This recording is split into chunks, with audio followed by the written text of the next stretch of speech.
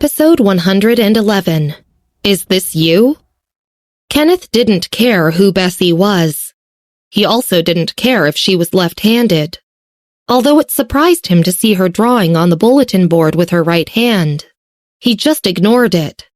He thought of it now. Bessy wasn't left-handed at all. Kenneth closed his eyes. Now that he pieced the details together, it seemed easier to understand. Bessy wrote extremely slowly with her left hand as if she was a beginner. He put down his fork, crossed out the BM 280 plus on the paper, and wrote a big question mark in its place. If her left hand was 280, what about her right hand? Paul was playing a game when he saw Kenneth put down his fork. After noticing his relaxed expression, Paul leaned over to glimpse what he had wrote. He couldn't tell what it was. The lines drawn by Kenneth were too strange. Paul wasn't a professional player and knew little about hand speed. Even if Chloe played with someone else, he wouldn't be able to tell the difference between a hand speed of 500 plus and 200 plus. A voice called through Kenneth's open bedroom door. "Paul, Kenny, aren't you leaving?" They looked up and saw Wendy leaning against the doorframe. "Wait," Paul said. He pointed at Kenneth. "Kenny hasn't eaten. I'm done," Kenneth said. He stood up and threw the rest of the rice into the rubbish bin. Then he took the paper and followed them to the classroom. The school's medical office. When Michael returned, Bessy was leaning on the side of the table, observing the grass in the almost dehydrated glass dish. "Here, Bessy," Marvin said. He handed her a cup of tea and then pointed to the grass in the glass dish. He lowered his voice and asked, "Is this daylily yours?" Bessy stood with her back to the window. The sun was glaring, but she felt cold. She turned her head against the light and raised an eyebrow. "What did you just call it?" "Daylily. It's only available at the auction house." Marvin thought for a while and then asked, "Did Michael give it to you?" "Oh," Bessy nodded casually and then said, "My deskmate gave it to me. It smells good." It helped her sleep well. "Your deskmate?" Marvin immediately thought of the naive Mary and was a little confused.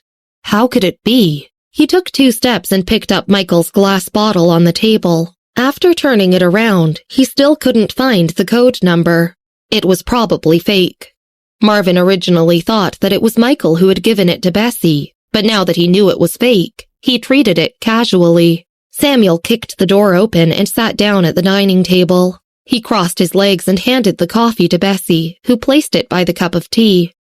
"Bessy, are you friends with Scarlett?" He couldn't fathom it. One was cold, evil, and even had the sense of a cynical and unruly gangster. The other was obedient, quiet, and looked like an outstanding student at a glance. He couldn't see how they could be friends. Bessy sipped her coffee. "Yeah." "She must have good eyesight." Samuel laughed as he picked up his fork. Bessy shot her eyes at him upon hearing the comment. Her look was sharp as she raised a light eyebrow. Don't provoke her. Her tone was very serious. Michael remembered after knowing Bessy for so long that she was agile and only got injured because of Scarlett. "You're protecting her?"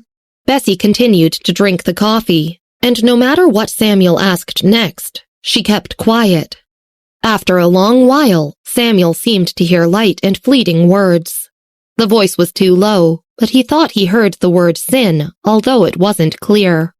After washing his hands, Michael walked over. He paused when he entered the room. Samuel opened his mouth and was about to say something to clear matters up. Michael put his hand on the chair, pulled it out, glanced at him and ordered, "Go wash your hands." After dinner, Bessy continued to lie on the table and practice her writing. She wrote slowly with her left hand while supporting her chin with her right hand. Her pretty face was full of impatience, making her appear unruly. Michael was polishing the glass inside. He wasn't very professional. He sat on the edge of the table while holding the glass with his long, clean fingers. He lowered his eyebrows and seemed a little lazy and relaxed. Marvin saw Bessy stop halfway and felt like her spirits seemed low. "Look at how meticulous Michael is. It's as if the daylily is real."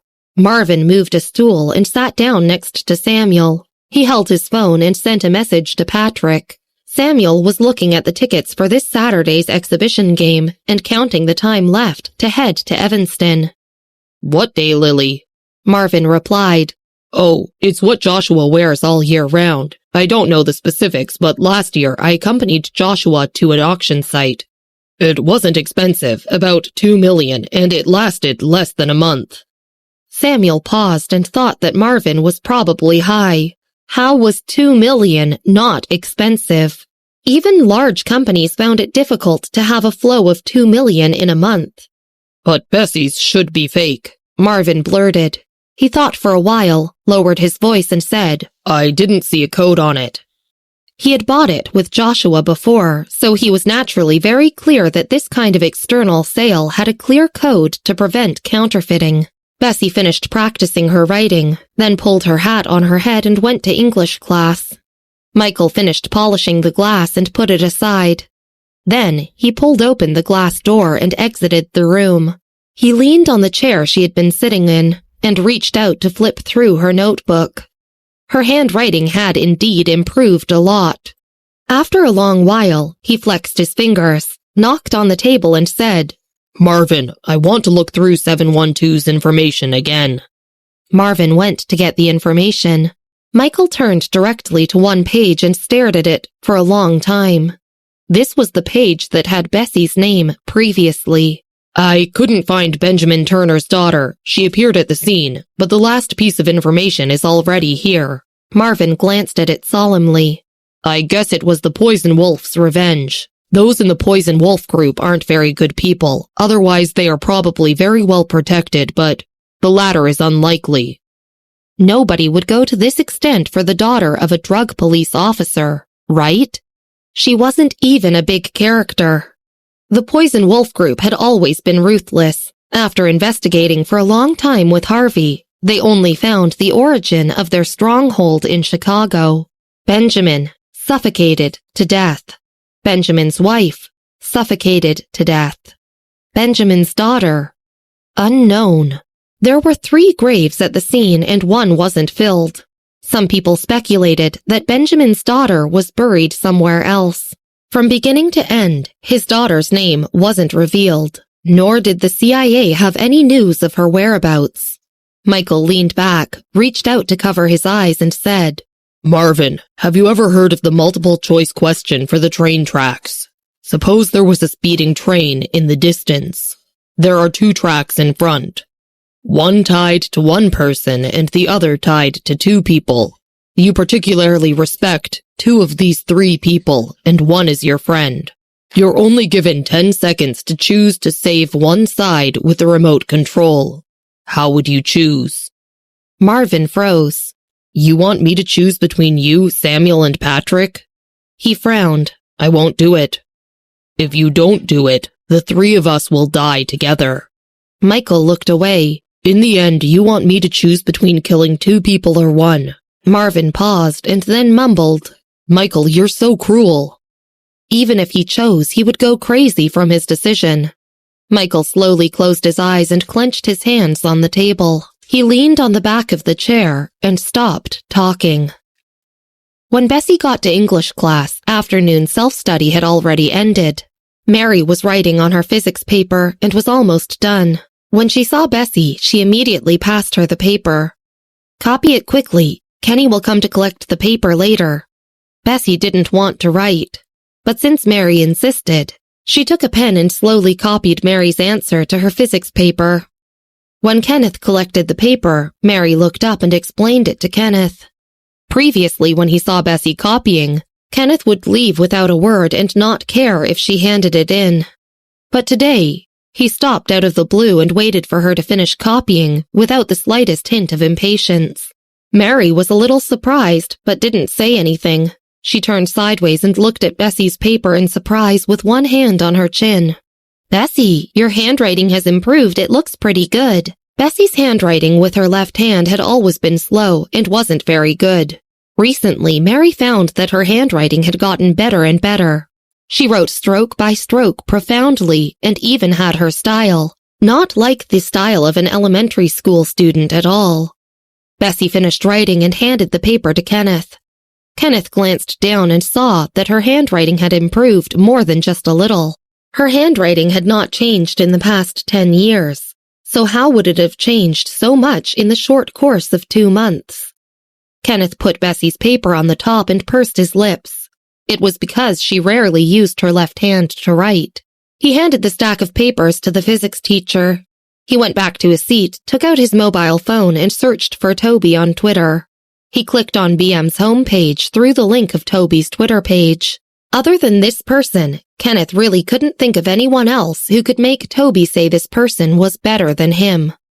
Bessy met almost all the criteria, except for her hand speed. When she competed against Chloe the night before, Kenneth had noticed that Bessy's hand speed was only 280 plus. Everything could be hidden, but hand speed couldn't. But now? Kenneth held a pen and drew lines below B and BM. His eyes flickered as he lowered his head. His fingers clenched slightly and shook a little. "Bessy, where's the flower around your neck?"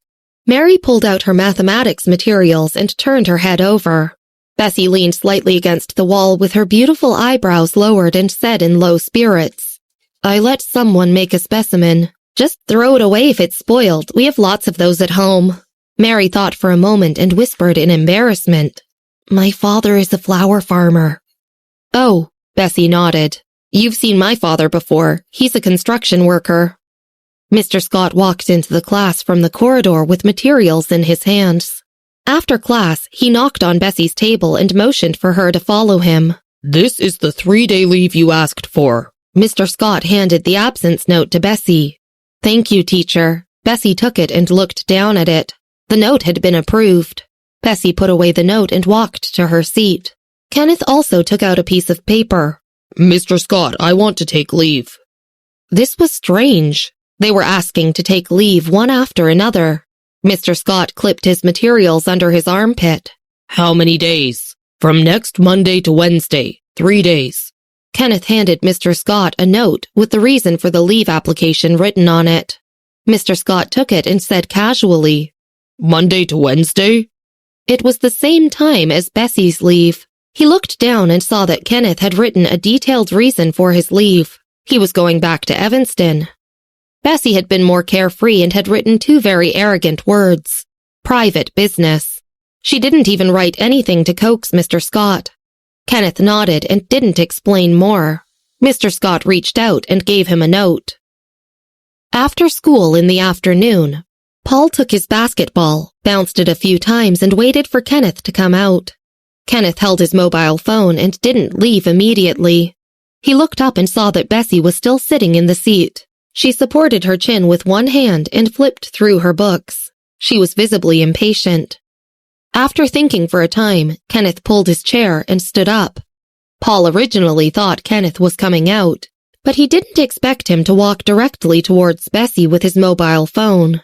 Paul stood up straight and immediately chased him, calling, "Hey, Kenny." Kenneth ignored him. He enlarged the photo that he kept on his phone and placed it in front of Bessy. "What's the matter?" Bessy asked in an annoyed voice. She held her books in one hand and turned over to face him a little impatiently. Paul frowned and glanced over. The enlarged photo on Kenneth's phone wasn't very clear. The pixels weren't good, and it was probably from a few years ago. There was a girl's back in the picture. She was wearing black clothes that looked like the OST jacket and had a cap on her head. They couldn't see the face, and even from the back view, she looked casual. "Is this you?" Kenneth asked pointedly, placing both hands on the table. He lowered his head slightly, his eyes emotionless. "B." Episode 112. A Bad Omen. Kenneth's voice was quite light, but his hands pressed tightly on the table. Paul threw the basketball onto the ground, looked at Kenneth and then at Bessy. He didn't know what these 2 people meant. B? Who was that? There was no change in Bessy's expression. She just looked sideways, cold and dry. No. Then she stood up with her head slightly lowered and the hair on her forehead slipped across her brow. Make way, you're so troublesome. Kenneth wanted to say something, but the phone in his pocket rang. He took it out and looked at it. It was Anne. Bessy passed by him while he was distracted. Kenneth squeezed his phone and thought for a while before answering Anne's call. Kenny, have you taken your leave? When are you coming to Evanston? I'll come to the airport to pick you up and have my aunt book a hotel for you. I've taken my leave, but Paul might not go. Kenneth stared at Bessy's back and said, I don't need you to pick me up. Anne quipped. No need? After hearing that Paul wasn't coming, she paused and said nothing else. Kenneth said a few more things and then hung up. He chased after Bessy, but she had already gone downstairs. Paul came out with his phone and looked from down the corridor. Kenny, what's the matter with B? She used to be a member of OST. 1 week before the winter game 3 years ago, she took a phone call and left, saying nothing. After that, nobody could contact her again. Kenneth looked downstairs and saw Bessy was pulling on her cap and calling someone. Paul touched his head. So Bessy is B? Why haven't I heard of that before? Kenneth said, Have you seen Bessy's arena win rate? I don't know. Paul bounced his basketball with his other hand. He had only seen Bessy's account last night. The data is 100%. Every player in the US and abroad knew of the solo madman B, who had countless fans. Kenneth looked down and then said lightly, If you have the time, you can ask the members of OST about their team's hand speed ranking. It's not that you haven't heard of it, it's because she's from the 1st District. Let me ask you, have you seen an account from the top ranks? The members of the top rank are all mixed internationally. Kenneth glanced at Paul again. In the entire OST team, only Toby is in the top rank. He probably has 17 stars. Bessy should be in the top ranks too, but I didn't see clearly until yesterday. Fans of esports shouldn't say they've never heard of the solo madman B. She's a lone wolf type character. Just search for her on the internet and you'll know how popular she is. Kenneth was rarely so talkative. Poker Tournament was very popular now, and the 1st District had already closed 3 years ago. There weren't many people online, but there were many secluded masters in the region. Paul only reacted. He understood what Kenneth had meant by writing B and 700 plus. So that was Bessy's hand speed? Toby's hand speed was 600 plus, and he was already so popular that his fans could line up in a circle around the earth. When the rumor appeared on Twitter that Chloe's hand speed was faster than Toby's, she had soared to 3 million fans and had exploded in popularity. If the fans of OST knew Bessy was not in the top ranks but also had a hand speed that exceeded Toby's, chaos would probably ensue.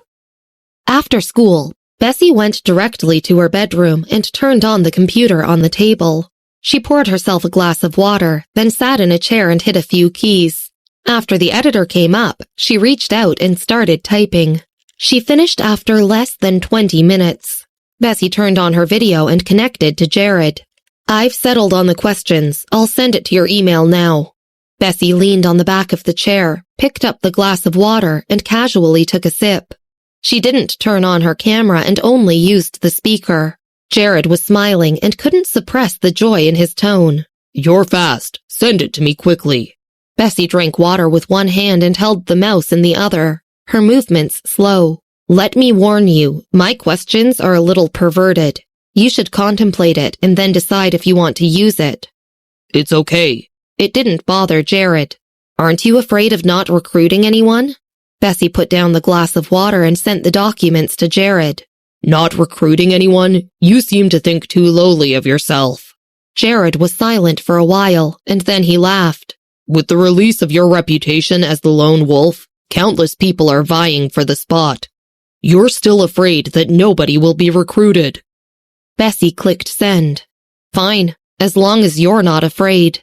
She heard Mary and Riley's voices outside the door, so she leaned over and turned off the speaker. Look at it closely, my roommate is back. She didn't wait for Jared to answer. As soon as the computer screen was dark, Mary pushed the door open and handed her a lollipop. I saw Scarlett on the way and she asked me to bring this to you. Bessy nodded, peeled the paper off, and put it into her mouth. Saturday morning, Bessy went to the school doctor's office to say goodbye.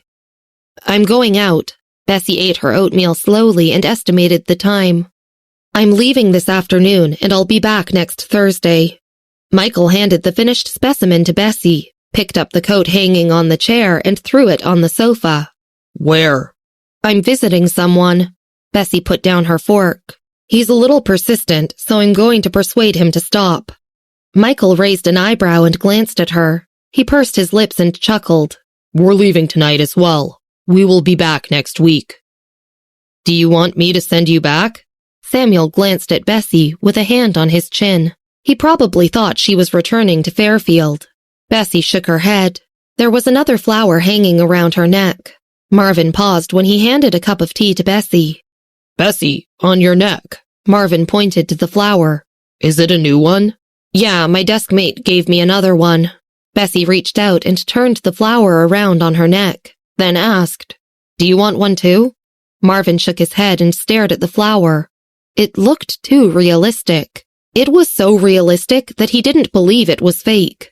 "My deskmate said that she has a garden in her house, and even if she doesn't use it, her kitten would secretly eat it." Bessy propped her legs up and leaned back. "If you want, I can ask her to bring you one." "A garden?" Marvin immediately shook his head. "There's no need." He was a person with ideas and wouldn't use high imitation goods even if he was poor. "Oh," Bessy huffed. Since he didn't want it, she didn't force him. After saying goodbye, Bessy went back to her bedroom to clean up. She packed a little. She just stuffed a few clothes, a book, and a water bottle into her bag. Instead of leaving immediately, she went to the hospital. It was Saturday, so Grace and Andrea were both there when Bessy arrived. Grace was talking to Andrea. "Anne originally wanted me to bring Pete and Susan to Evanston, but there aren't many concert tickets, so I'll bring them next time." Susan heard this and her mood fell into the abyss before she felt happy. Anne had sent 2 tickets, so shouldn't Grace have another one in her hands? Who was she bringing? Andrea just smiled. "Why would you bring them there? They would only embarrass you." "Mom?" Susan frowned. "I'm going to the airport to fly to Evanston later, so I came earlier today." Grace finished speaking, turned her head and glanced at her. "Are you coming with me?" Susan was talking to Bertha when she heard this and involuntarily looked up at Bessy. She pursed her lips. Bessy leaned against the table and stood lazily. "No." "You!" Grace was speechless. She walked to Bessy's side, took out a ticket from her pocket and handed it to her. "This ticket is for you. It's your choice whether you want to go." Bessy raised an eyebrow. Before she could speak, Bertha leaned on the pillow and coughed twice. "Bessy, go to the doctor and get me 2 pills." Bessy didn't want to argue with Grace in front of her grandmother. She took her cell phone and went directly to Bertha's attending doctor. Bertha deliberately directed Bessy away to prevent them from arguing. Bessy was getting impatient with Grace. After Bessy left, Grace stared at Bertha disapprovingly. "Mom, you're letting her go again. When will she progress like this? She even said that she would go to Northwestern University. She's fastidious, but incompetent, and doesn't she think small? Many people are waiting to make fun of her." The Smith family and the Harper family.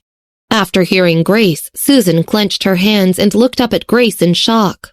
So, she didn't tell her aunt about her midterm results? She didn't understand what Bessy was thinking. Bertha lowered her head to drink water and paused. She looked up at her with bright eyes. Bessy wants to enter Evanston." A violent coughing spell interrupted her thought. She almost coughed up her lungs. Her pale face showed abnormal redness. After a long while, she stopped coughing and gripped Grace's wrist with hands that were full of gorges. "Bessy said she wants to go to Northwestern University." "Mom, don't get too excited." Grace patted her back nervously. "She just heard that Anne wants to enter Northwestern University, so she said the same thing. Forget about her previous grades. Given her current attitude and how she doesn't want to be an art student." Do you think she can enter Northwestern University? Bertha coughed again and leaned on the pillow. She glanced out the door with her turbid eyes. Regardless, Bessy is so smart, she can enter Northwestern University. Grace didn't know what to say. The old lady had been biased towards Bessy since she was young, and always believed in whatever she said. Just talk about it amongst yourselves. Don't bring it up in front of outsiders. Grace picked up her bag. Lest outsiders mock us. Then she instructed Andrea to take good care of Bertha and bolted out the door. When Grace left, Bertha remembered something. She took a dilapidated box from under the pillow and handed it to Susan. Put this in your cousin's bag. She laid back and closed her eyes. She was extremely tired from coughing for so long. Susan looked at it. It was very heavy and she didn't know what was inside, but she wasn't too interested. Bessy's bag was on the edge of the table. Susan opened the zipper and a book fell out of it. Susan put the wooden box in the black bag and bent down to pick up the book. It was a brand new book in a foreign language, and she couldn't tell what language. When she picked it up and turned the pages, 2 tickets fell out. Susan glanced at the 2 tickets and saw they were VIP tickets to a concert. This wasn't something that Bessy could get, so she figured Anne had probably sent them to her. Susan's hand tightened on the tickets, and she pursed her lips. Bessy had said she wasn't going to Evanston and didn't want to watch the concert, so what on earth was with these 2 tickets? Susan, why are you taking such a long time to pick up the book? Pete had been sitting in a chair by the window, memorizing phrases. Susan didn't speak and just clutched the tickets in her hand. Bessy held 2 pills as she thought of what the doctor had said. She stayed in the corridor for a long while before pushing the door of Bertha's room open. Once inside, she saw Susan holding her book while standing beside the table. It didn't bother Bessy. She handed the pills to Andrea in a rather bad mood. She let her put the pills in water for Bertha to drink. Why didn't you give me the opportunity if you didn't want to attend the concert? Susan bit her lip and continued resentfully. You heard your aunt saying that she wanted to bring me and Pete along. So why didn't you give us these 2 tickets? Pete stood up and took the book from Susan's hand. What nonsense are you talking about? It's not nonsense. Susan walked over to Bessy and threw the 2 tickets in front of her face. These are VIP tickets for the concert. Where else could she have gotten them from other than Anne? Episode 113. Back in the capital. Andrea was stirring the pills in Bertha's water and lifted her head when she heard the conversation. She limped over anxiously to where the tickets lay on the floor. Susan, Anne only brought back 2 tickets. How could these be the tickets she sent? What are you doing? She squatted down to pick up the tickets. Hurry and apologize to your cousin. Bertha woke up from her sleep. Susan regretted it after throwing the tickets. She remembered rumors about Bessy in all aspects. I was the one who gave Bessy the tickets. Bertha coughed again and said in a weak voice, The teacher who taught Bessy last time mailed them to her. How could Bessy have a teacher who would mail her such tickets? Bessy glanced at Bertha and took a step aside. She lifted her chin, gestured at the door, and said emotionlessly, Get out. Susan glanced at Bessy and pursed her lips. I'm sorry, Bessy. Bessy took the tickets and the book that Pete handed her. She stuck the tickets between the book pages, put them back in her bag and repeated to herself, Get out. Neither Andrea nor Pete spoke. Bertha just closed her eyes slightly. The whole ward was standing on Bessy's side. Susan ran out crying, with reddened eyes, saying nothing. Bessy, I'm sorry. Andrea glanced in Susan's direction and handed the ticket to Bessy. Susan, I didn't teach her well. Andrea sat on a chair on the side and covered her eyes. Her husband was still in a vegetative state. She usually had to work or rush to the hospital, so she indeed neglected her 2 children. It's okay. You didn't teach Pete either, but he's still very good. Bessy picked up her bag and flung it behind her back. her tone indifferent. She left after bidding farewell to Bertha. Pete accompanied her out silently. When the elevator door opened, he spoke without expression. I saw your score on the honor list.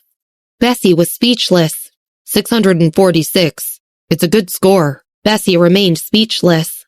The lousy feeling of suppressed anger because of Susan suddenly dissipated. Pete glanced at her again, pursed his lips and continued.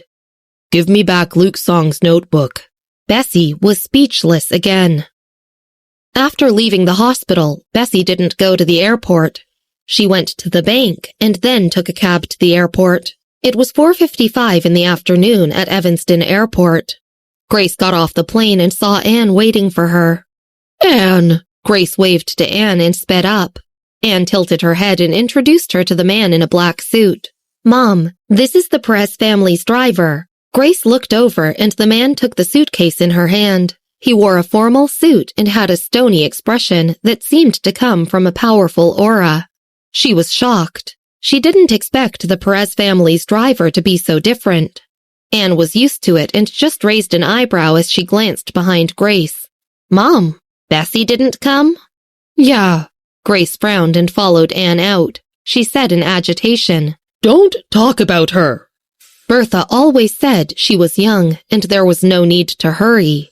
But Anne was 1 year younger than her, so this wasn't a problem of age at all. She wasn't comprehensive, never grasped opportunities, and even gave up on the violin when she was young. She really shouldn't be wasting time on her. The two of them got into the car together and headed to a hotel instead of the Perez family's house. Although she felt a little uncomfortable, Grace still sighed in relief. She couldn't even cope with Elise alone and would be breathless if she had to deal with all the Perez family. The hotel security guard took the suitcase into Grace's hands. Mom, check-in is already done.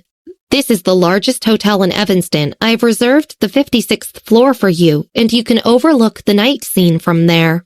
Anne followed her into the elevator. I'll send you back to your room, then I'll go back. Grandpa Perez is returning to the Perez family tonight, and they want me to play the violin for him. Then you should hurry and practice.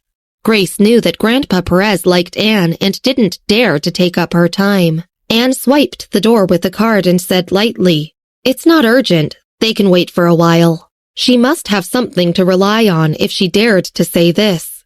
Grace realized that Anne was much better off in the Perez family's house than she had ever imagined. Mom, look outside. Anne opened the curtains with the remote control and stood by the glass window. She looked at the night scene and turned sideways with her eyes flashing. The Perez family is only the tip of the iceberg in Evanston. In the capital, the Perez family can only reach the lowest circle. Early winter was cold and night came fast. But outside, there was a display of lights. Grace unscrewed a bottle of water to take a sip. When she heard this, she glanced at Anne. Anne turned around again, took out her phone, and smiled. It's a pity that Bessy didn't come. Bessy arrived at the airport, wearing a white sweater and a coat. She pulled the sweater's hood over her head and carried her backpack directly towards the taxi. First, she sent a message to Samuel to inform him she had arrived at her relative's house. Samuel, who was already on the plane, sent her an okay. Then he glanced at Michael, who was in front of him. Michael, Bessy arrived at her relative's house. Michael responded lazily and then pulled the small blanket over his body. At the Evanston airport, Bessy put her phone in her pocket. It rang again. Bessy put on her headphones. It was a call from Daniel. I'm back in the U.S., at the Capitol. Daniel's voice was a little lazy and he sounded tired. I'll go back to Chicago to see you tomorrow. Then I'll get some tools to find your grandma. Bessy lined up for a bus and pulled down her sweater's hood. She leaned on the barrier next to her and stretched out her long legs in an unruly manner. No need. I'm in Evanston. Daniel laughed and poured himself a glass of water. Then I won't go to Evanston. Evanston is a wolf den. There are many people there who want to catch me. Yeah. The crowd moved and Bessy saw that it was almost her turn, so she took 2 steps forward. Wait for me to return to Chicago. As for my grandma, you don't have to go over for now. Her voice sounded unfamiliar. Daniel paused and stood up from the sofa. Are you all right? She has excessive radiation and abnormal organ aging. Bessy looked at the taxi and said lightly, She's allergic to most of the drugs. Daniel almost spat out his water. He coughed and said, Your grandma has radiation? What radiation? The computer radiation from your neighbor who repairs computers? How many times must I say that he doesn't repair computers? The taxi stopped in front and Bessy pulled open the door. She got in and corrected Daniel. Daniel responded casually, Okay, he doesn't, fine. He hung up. There was a message from Brian on Twitter. Bessy, Paul told me that you took leave today. Did you go to Evanston? Bessy slowly replied to him with one word. Yeah. In Chicago, Brian was eating steak with Paul. He put down his fork and knife and wiped his hands with a tissue before calmly dialing a phone number. Buy me the latest flight to Evanston. Paul sat with his legs crossed opposite him. When he heard this, he looked up. Why are you all going to Evanston? If it wasn't true that Brian didn't like Anne, Paul would have thought that he was going to watch her performance. They sent the flight information to Brian's phone number. Brian squinted slightly and looked down. He put down his fork and knife and said in an easygoing manner that didn't sound like a domineering school bully at all. Enjoy your meal. I'm going to the airport. The capital. Daniel hung up the phone and leaned on the sofa. He lowered his head and sent a message asking Bessy to send Bertha's case to him. He stood up, took out his computer and copied a web address from the desktop. He entered another web page. This website was the Hacker Alliance website he bought for $100,000. He purchased it from the CIA. There were too many people investigating him, and the CIA was so annoyed. They gave a website address to him after receiving their requested price. He opened the website, and a white page appeared. The computer camera opened automatically and, after verifying his face, logged indirectly to the customer's background. It showed the order that Daniel had placed a few days ago. Daniel took a sip of water and then put down the glass. He clicked the confirm button and put his fingers on the keyboard to type a good comment. Dr. Brown, your ability to act is too strong, and you solved my problem in a short time. The name Isaiah Carter sounds a little bad, but other than that, everything is nice. The other party directly refunded the money, and then a message came. We haven't taken action yet, though. Episode 114. Who does Bessy know in the medical department? Daniel's hand paused on the keyboard. He stared at the sentence, leaned back, drew a cigarette from the pack in his pocket, and narrowed his eyes. After a while, he got up again and went from the bedroom to the living room downstairs. He took his medicine box and removed a black cell phone inside. Then he made a call. Daniel lit his cigarette and found a table to lean on. After waiting a few minutes, he received a list. It was already 8 o'clock when Bessy reached the hotel, so she took a shower. She only saw the box in her bag when she took out her books. Bessy stopped rubbing her hair and held the book in her other hand. After a while, she zipped her bag up. Then she took out her phone and sent a video call to Bertha.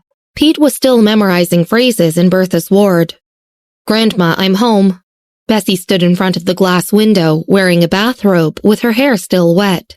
She turned the camera around and let it face the night view outside. Bertha's mood at night was much better than in the morning. She looked at the night view on her phone and asked, Have you seen Grandpa Jake? I didn't tell him I was coming. If Brian knows I call him Grandpa Jake, he would surely be unhappy, Bessy said. It has been so many years and yet he's still angry. Bertha commented, seeming to laugh. After a pause, she explained. Mr. Williams also contacted me last time. He hopes you can continue to learn from an excellent teacher and not ruin your prospects because of his family. Mr. Grint also visited me a few times. It's up to you whether to continue. I sent Stephen to the hospital and yet Mr. Williams doesn't hate me. Bessy didn't answer and just lifted her head to look out the window. Two sofas sat by the glass window, and she sat on the armrest of one of them, her other hand holding the back of the chair. At the mention of Stephen, Bertha's disgust was obvious. She didn't want to talk about him and simply said, "Think about it." They hung up. Pete hung up the video. Then he picked up the English workbook that he set aside earlier. After turning 2 pages, he raised his head. His facial features were exquisite, and his eyebrows were slightly convex. His eyes were as cold as a lake, and his thin lips were slightly pursed. Grandma, that year, why did she hit Stephen? He had heard that Stephen was covered in blood when they carried him out. Yet the White family said nothing. Pete had just entered junior high school, so he was unclear about a lot of things. "He's a disgusting being. It'll only dirty our hands to kill him." Bertha closed her eyes and suddenly remembered something. "Do you know Mr. Clark?" Pete put Bertha's phone aside and looked up. "Which Mr. Clark?" "The one beside your cousin, the good-looking child." Bertha opened her eyes again and said in a soft voice, "He's very polite." Pete glanced at Bertha silently. His grandma's impression of people was that they were good-looking or passable. Other than that, she had completely no impression of them at all. Pete sighed after hearing Bertha call the man good-looking. He had heard his mother say that when Grace brought James home, the whole family was dissatisfied. Only Bertha had no objection and even said that he was good-looking. "Yeah, he's a doctor at the school hospital," Pete said with a yawn as he tucked her in. Bertha nodded in satisfaction. "Doctors are good. Doctors are wonderful. No wonder he has such beautiful hands. Just like your cousin." Pete was speechless. The Perez family in Evanston. It was a 4-story villa with a garden outside in the prosperous area of Evanston. Anne stayed in a room on the 3rd floor. She held her violin in one hand and phoned Thomas with the other. The violin was the one she had used in Chicago, but a famous teacher hired by David had repaired the string. Before going downstairs, Anne stood at the end of the corridor on the 3rd floor and called Thomas. "Thomas, have you received the tickets? Are you coming to see me with Jacob the day after tomorrow?" Thomas's voice was faint. "It depends on the situation. I might not have time." Thomas's attitude towards her had become icy since the last time, and her relationship with the Smith family seemed to revert to the freezing point, like when she first came. Anne clenched her hands tightly and pretended to be relaxed. "Okay. Goodbye then, Thomas." She hung up and closed her eyes before heading downstairs. There weren't many people downstairs. Elise sat on the sofa wearing a purple dress and a white fox fur shawl around her shoulders. "Anne, come down quickly." Elise smiled slightly when she saw Anne coming down and turned her head. "Grandpa Perez has been waiting for you for a long time." Anne held her violin and nodded politely to them. After she finished a song, Grandpa Perez nodded slightly, the smile on his face bigger. "You've improved. Not bad." The girl sitting on the other side didn't seem to appreciate it. After playing on her phone for a long time, she stood up when the song was over. "I can't understand it, but it sounds a little like Noah Hyber's early debut song in the Dark Album series." "What do you know?" Grandpa Perez stopped smiling. "Go upstairs immediately and let's see if you have the dignity of a lady from the Perez family." The girl shrugged her shoulders and went directly upstairs. "Don't listen to her nonsense. You're so young, yet you already have deep emotions." Grandpa Perez nodded and smiled. "Mr. Grint likes spiritual apprentices, so don't be too stressed and just play normally." After returning to the 3rd floor, Elise gathered her shawl and said, "Don't listen to Tiffany Walker. She's already in the junior year, but the Perez family still refuses to let her join the company for an internship." Anne smiled and didn't speak, but she took out her phone and searched for the early song in Noah Hyber's Dark Album series. Tiffany's words had given her a warning bell. What if the sheet music she had picked up was of a song? Fans of Noah Hyber were scattered all over the country. If it sounded familiar, all of his fans would drown her out. "Your sister didn't come?" Elise sat on the sofa in Anne's room and looked at the furnishings. Two jade vases sat next to the window with a European-style beige sofa in the middle. The room was exquisitely decorated. It wasn't much worse than Tiffany's room. Grandpa Perez liked Anne so much that the whole family was very polite to her. "No, my mother said that my sister doesn't want to come." Anne found the sheet music for the song. Elise's expression changed a little, but there was a bit of scorn in her eyes. She knew about David's decision. She stopped talking about Bessy. When Elise left the room, Anne took out her headphones from the drawer and listened to the old songs, one by one. The next day, Bessy got up early. After brushing her teeth and eating breakfast, she went downstairs with her black backpack. She stayed in an ordinary single room on the 28th floor. A staff member stood next to the elevator and bent over with a smile when he saw her. "Hello, the banquet hall on the 3rd floor is closed tonight, and the main entrance is closed as well. If you come back between 4 and 6 o'clock in the afternoon, please come in through gate 2. I'm very sorry about the inconvenience." It was probably because the family booked the banquet hall, so Bessy nodded and lowered her hood to express her understanding. The hotel wasn't far from Northwestern University. Bessy chose this place specifically. Instead of taking a taxi, she walked to the university. On the way, she received a local phone call from an unknown number. Bessy put on her headphones. "Mr. Grint." Mr. Grint's voice sounded energetic. "Where are you staying?" Bessy didn't mention the name of the hotel. "You don't need to come over. I have some other matters, so I'll find you when I'm done." Mr. Grint was still rehearsing a scene, so he waved to the staff and then walked to one side. He didn't answer Bessy and just said unhappily, "You know my address, so why didn't you come over directly? It's your first time in Evanston and you're unfamiliar with the place." "It's okay." Bessy put her hands on the headphones and stood by the road waiting for the traffic lights. After she finished talking to Mr. Grint, the green light lit up and she followed the pedestrian road to the street in front. When Thomas saw Bessy, she was walking on the tree-lined road of Northwestern University. She was wearing a sweater with a hood over her head. She was looking down and she had her headphones plugged in on both sides, exposing only her cold chin and looking very cool. Even if they couldn't see her face, the people passing by looked at her subconsciously. "Wait a moment, I have something to do." Thomas stopped walking and spoke to the young man beside him. Then he walked in Bessy's direction. Thomas trotted over quickly and stopped her. He raised an eyebrow slightly and asked, "Why are you here? Are you here with your mother to watch the concert?"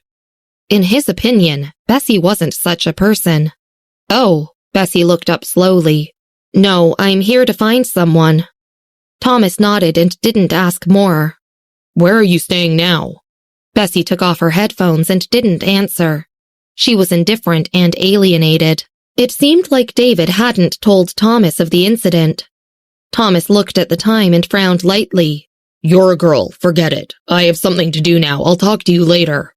When Bessy left, the young people who had been with Thomas came over. "Thomas, was that your sister? She looks much better than the prettiest girl in our school. I heard she can play the violin. Do you want the 2 tickets she gave you? If not, you can give them to me." One boy stared after Bessy. Thomas glanced at him lightly. "No, don't hit on her." He didn't say more. The person touched his nose and stopped talking.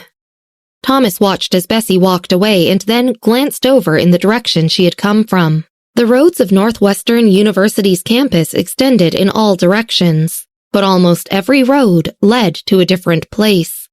He pointed to the road where Bessy came from and asked the person beside him, "Where does this road lead to?" "The medical department," the person said as he looked in the direction Thomas was pointing. "My girlfriend is from the medical department."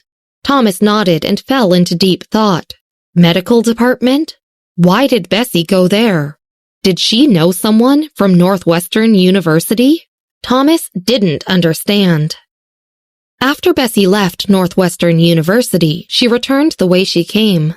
A red sports car sat parked opposite the traffic lights, with the license plate 666666 hanging arrogantly on it. The Buick behind it simply wished to be 100 meters away from it. Once the green light was lit, the person in the driver's seat had his Bluetooth headset on and stepped on the accelerator. He swept his eyes across the road and saw a thin figure in the flow of people beside him. What the hell? The person on the other end of the phone call paused and then said, Samuel, say that again. No, Michael, you definitely can't guess who I just saw. Samuel parked the car to the side. I'll talk to you later. I'm stopping the car. There were sidewalks all around, but Samuel didn't find a parking space and just parked the car directly on the side. Then he pushed the door open and got out. He went into the crowd and dragged the figure aside before pulling off her hood. Bessy, didn't you go back to see your relatives in Fairfield? Bessy raised her head calmly and pulled her hood away. I never said my relatives were in Fairfield. She was straightforward. You've won. Samuel snorted, but since he was in a good mood, he accepted the reason forcefully. It was almost lunch, so he said, Let's go. I'll bring you to meet my friends. He brought Bessy into the car. He made several calls on the way. They drove to a place. Inside, they entered a private room. Let me introduce you to my friend. Samuel wore his earphones and raised an eyebrow in pride. It's a new friend. I met her in Chicago. She's a high school student. The room was silent and wasn't the kind they usually went to. Samuel didn't dare to bring Bessy to a bar. It's just a few people. He took the menu and handed it to Bessy for her to look at.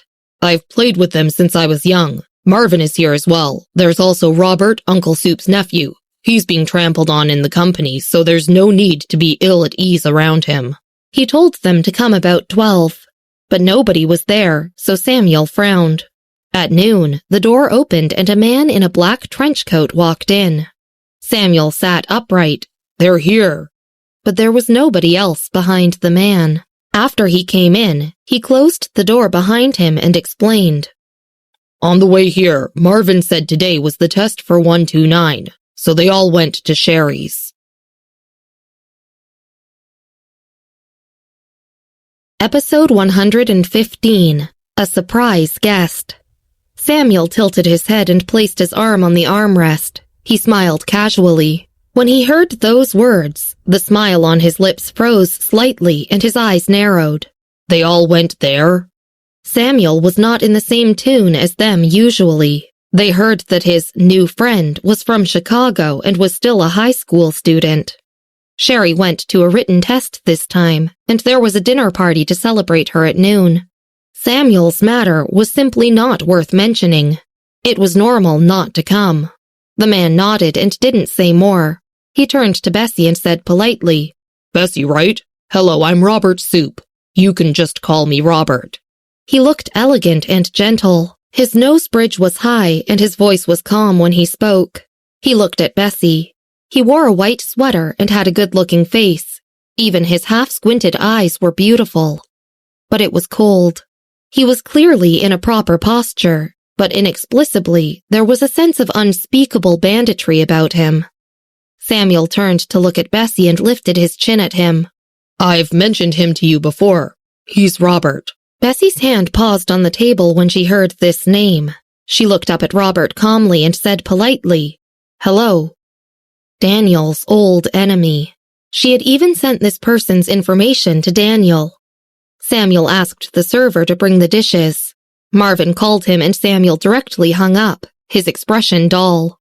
The steak here is very delicious. Samuel pushed the dish to Bessy and instructed her to try it. Then he asked, You came back yesterday? Where are you staying? Bessy told him the address and Samuel noted it down. The fish is excellent, too. Eat more. Robert wasn't hungry and put the fish in front of him in a unique position. On the other side, several people were waiting in another room. Marvin called Samuel with his phone, but Samuel refused to pick up. He only knew that the person who Samuel was talking about was Bessy when he arrived in the room. Why didn't you tell me it was Bessy? Marvin turned and glanced at the surrounding people. Isn't it just a little girl that Samuel knows? Why are you so nervous? A man with blonde hair said as he casually poured himself a glass of wine. Do you know how many people he has in a year? Your idol isn't easy to make an appointment with, and today's a feast made in advance. Another person nodded and said, We can just make another appointment some other day for him to bring his friend over. Otherwise, why don't we call Samuel and ask him to bring the girl along? Someone pressed down on Marvin's shoulder and forced him to sit. They removed his phone from his pocket and wanted to ask Samuel to bring his friend over. But the call didn't get through. Samuel didn't pick it up. The people were originally in good moods. They put down their matters at hand, and the bustling room gradually became silent. Marvin stood up again, took out his phone, and turned his head. Continue playing. I'll go find Samuel. He was always expressionless, but his face seemed even colder today. When he left, the people in the room exchanged glances. After a while, someone said, His reaction is a little strange. Isn't Sherry his idol? Should we find Samuel? It's just a high school student. What's the big deal? Samuel wouldn't be so petty.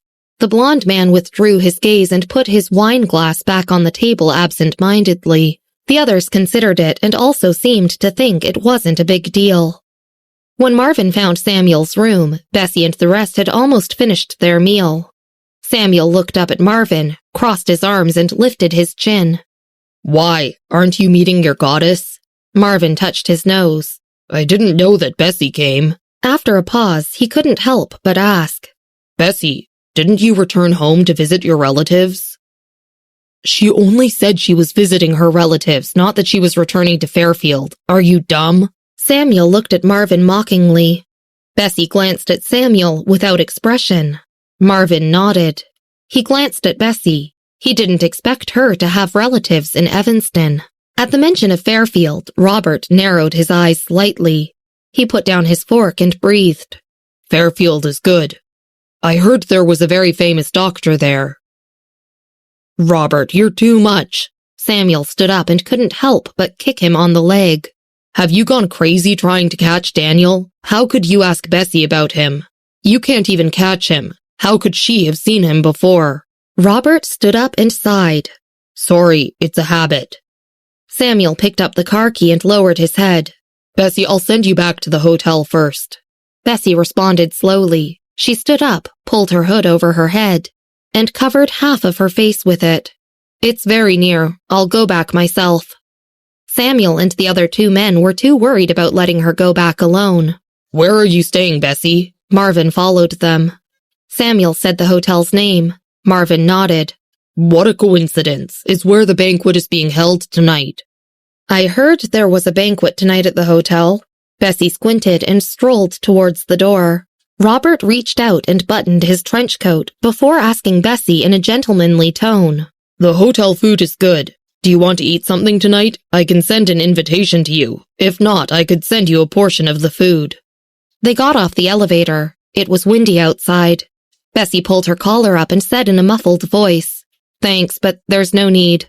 The three of them sent Bessy back to her hotel room. 2819. Samuel instructed Bessy not to open the door for just anyone. He waited for the door to close. Marvin turned around and said, How long does Bessy have to work part-time for her to stay here? He was a little worried. Samuel took out his card and told Marvin to help Bessy pay for the room.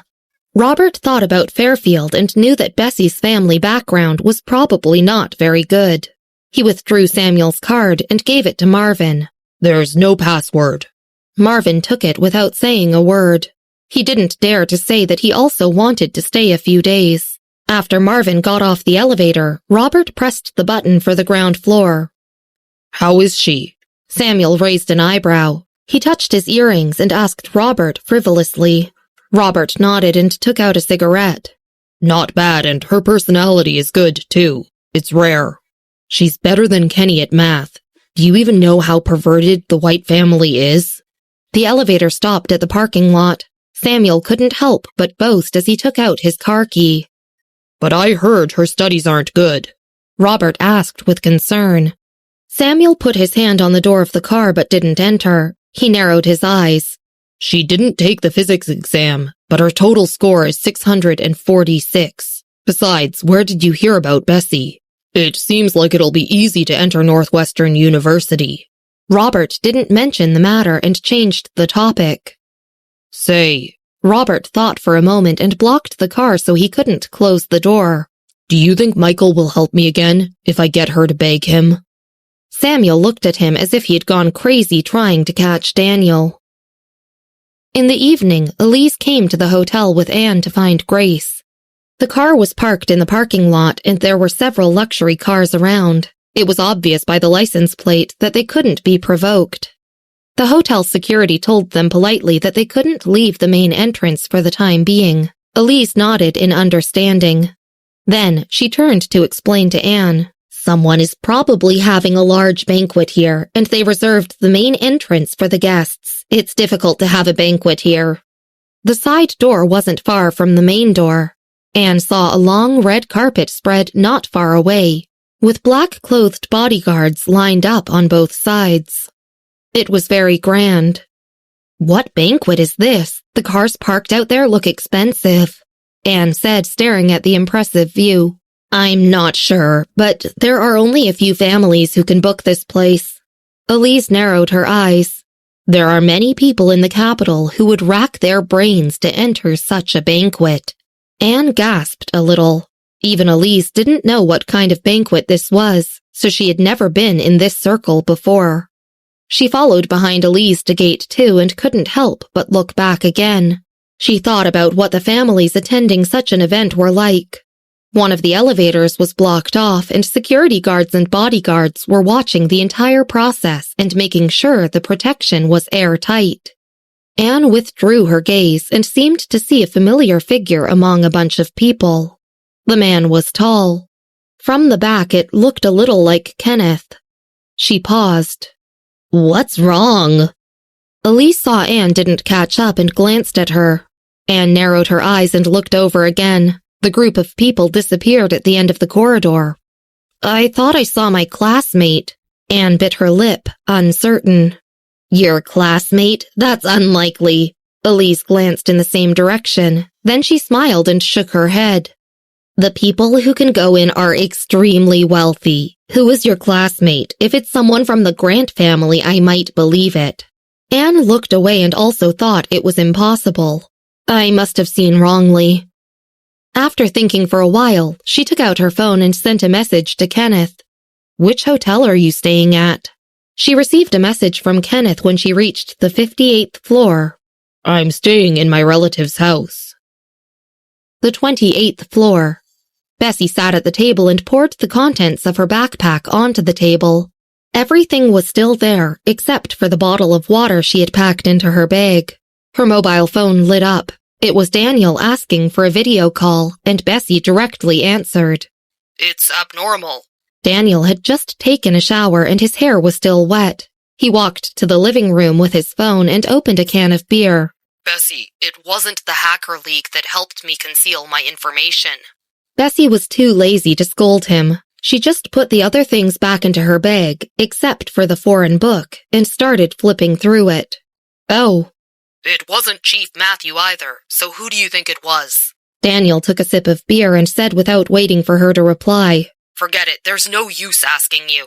Didn't I tell you last time that Matthew had your name on the list and someone was investigating you? I told him to come over, and I looked at it during the day but I couldn't find anything. I'll send it to you later. Bessy raised an eyebrow and said frivolously, Send it to me. Who dared to investigate her? It must be because you didn't do a clean job when you were investigating. I won't let you help me investigate in the future. Daniel put down his beer and continued. Robert is a lunatic. I can't let him catch you. Someone rang the doorbell. Bessy could faintly hear Samuel talking to Robert. Someone's at the door. I'm hanging up. Bessy hung up directly. Then she opened the door. I brought food for you. Samuel stood in front of Robert, carrying a bag in his hand. Behind him were Marvin and a man who was about as tall as him. The four people made Bessy's room appear small when they came in. Samuel put the bag of food on the table and glanced around the room, unimpressed. This is Patrick. Samuel pointed to the man beside Marvin. Patrick took a step forward and said, Hello, Bessy. Marvin skillfully arranged the dishes and then picked up the pot in the room to boil water and make tea for Bessy. Patrick and Robert saw this for the first time and were shocked. Samuel was accustomed to it, however, so he sat down and asked, Bessy, have you met your relative? Where is he? What does he do? The capital is our place. You can tell him to find me if he has any trouble. Marvin poured tea for Bessy and glanced over curiously. She definitely wouldn't contact the Smith family, so she still had other relatives in Evanston? Did she have a family member working here? Bessy thanked Marvin and then sat down and picked up her fork. She said vaguely, "He's a showman. I'm going to find him tomorrow." Marvin and the others nodded, understanding her. "It's hard work," Robert said with a good temper, his voice soft. "You can tell him to follow me. I just don't have sufficient staff." They were talking when the doorbell rang again. Marvin put down the pot and opened the door. When he saw the person standing outside, Marvin felt like he had time traveled for a moment. Mr. Grint? Episode 116. Is he related to Mr. Grint? Mr. Grint paused. He didn't expect a man to open the door. He took a step back and glanced at the room number. It was 2819. Mr. Grint put his hands behind his back and asked Brian, "Did you tell me the wrong room number?" Brian glanced at him lightly as if he was staring at a fool and didn't speak or move. Marvin, who still had his hand on the door handle, returned to his senses and asked, uncertain, "Mr. Grint, who are you looking for?" Samuel and Robert had just returned and had informed no one, so Mr. Grint shouldn't know they were here. Mr. Grint had no business with them. He thought for a moment and asked politely, "Excuse me, does Bessy stay here?" Marvin expected the answer, but he still nodded in shock. Mr. Grint smiled and seemed to sigh in relief. "Then yes, I came to find her." He glanced at the room that seemed to have several people inside and didn't go in. Marvin didn't close the door and just returned to the group with a blank face. Bessy was still eating while facing the glass window. She had one hand resting on the table and her head tilted as if listening to Samuel. "Who is outside?" Samuel thought the server arrived to deliver dinner, but Marvin came back empty-handed. "Oh, it's Mr. Grint." Marvin looked at Bessy and said faintly, "Bessy, he's looking for you." Bessy's hand paused when she heard this. She put down her fork and looked at Marvin calmly. "I know." Then she stood up and excused herself politely to Samuel and the others. She reached out to pull on the collar of her sweater and walked outside before closing the door. After she left, Robert tilted his head curiously. "Marvin, which Mr. Grint are you talking about?" There were quite a few people with the last name Grint in Evanston, but there was only one man who they considered to be a Mr. Robert subconsciously removed the Grint family from the list of Bessy's acquaintances. Samuel also leaned back and raised an eyebrow, but he knew his limits and didn't follow her. "Is that her relative?" "Yeah," Marvin nodded and replied. "It is Rupert Grint, the music teacher of Palace Level. I bought his tickets for chairperson soup before." "Oh." Samuel nodded at Robert. They said nothing. Samuel moved back calmly. After a minute, the two of them reacted. Samuel stared at Marvin expressionlessly. "Who did you just say was here?" "Mr. Grint," Marvin said. "I've seen him at the banquet dinner." "Wasn't her relative a musician?" Robert put his phone down and almost collapsed. Marvin nodded and stood beside Patrick. He reminded him considerately, "The one you said could follow you in the future." Robert was speechless. The entire corridor of the hotel was lined with carpet. It was silent. "Mr. Grint, long time no see." Bessy stood at the end of the corridor with her eyes downcast. She said rather impatiently, "Didn't I say I would find you tomorrow? Why did you come here first?" She had specifically not told him the name of the hotel. "It was on the way. There's a banquet at this hotel and I thought you were staying here, so I came to see you on the way." Mr. Grint spoke calmly. Beside him, Brian crossed his arms and leaned against the wall of the corridor. He raised an eyebrow when he heard this. Someone hadn't slept a wink last night, and he had nagged to bring him to see Bessy. "Is your hand okay?" Mr. Grint looked at her right hand and twitched an eyebrow with worry. Bessy raised her right hand. There was a shallow pink scar on it, and it was pretty long. There were also the mark of stitches running the length of it. "It was fine long ago." Bessy looked down and relaxed her expression. "It was worth it."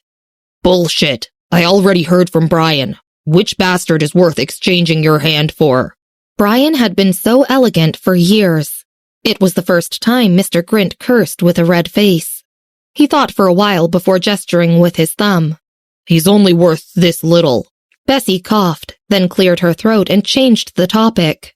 Mr. Grint, about the learning. I'm not in a hurry. I'm not in a hurry at all. Mr. Grint waved his hand quickly and calmly. You can finish watching the concert tomorrow night and then decide if you want to continue learning. I only came to see you on the way today. Okay. Bessy squinted and laughed softly. Then we'll talk about it tomorrow night. Mr. Grint observed Bessy's expression and thought she seemed a little absent-minded.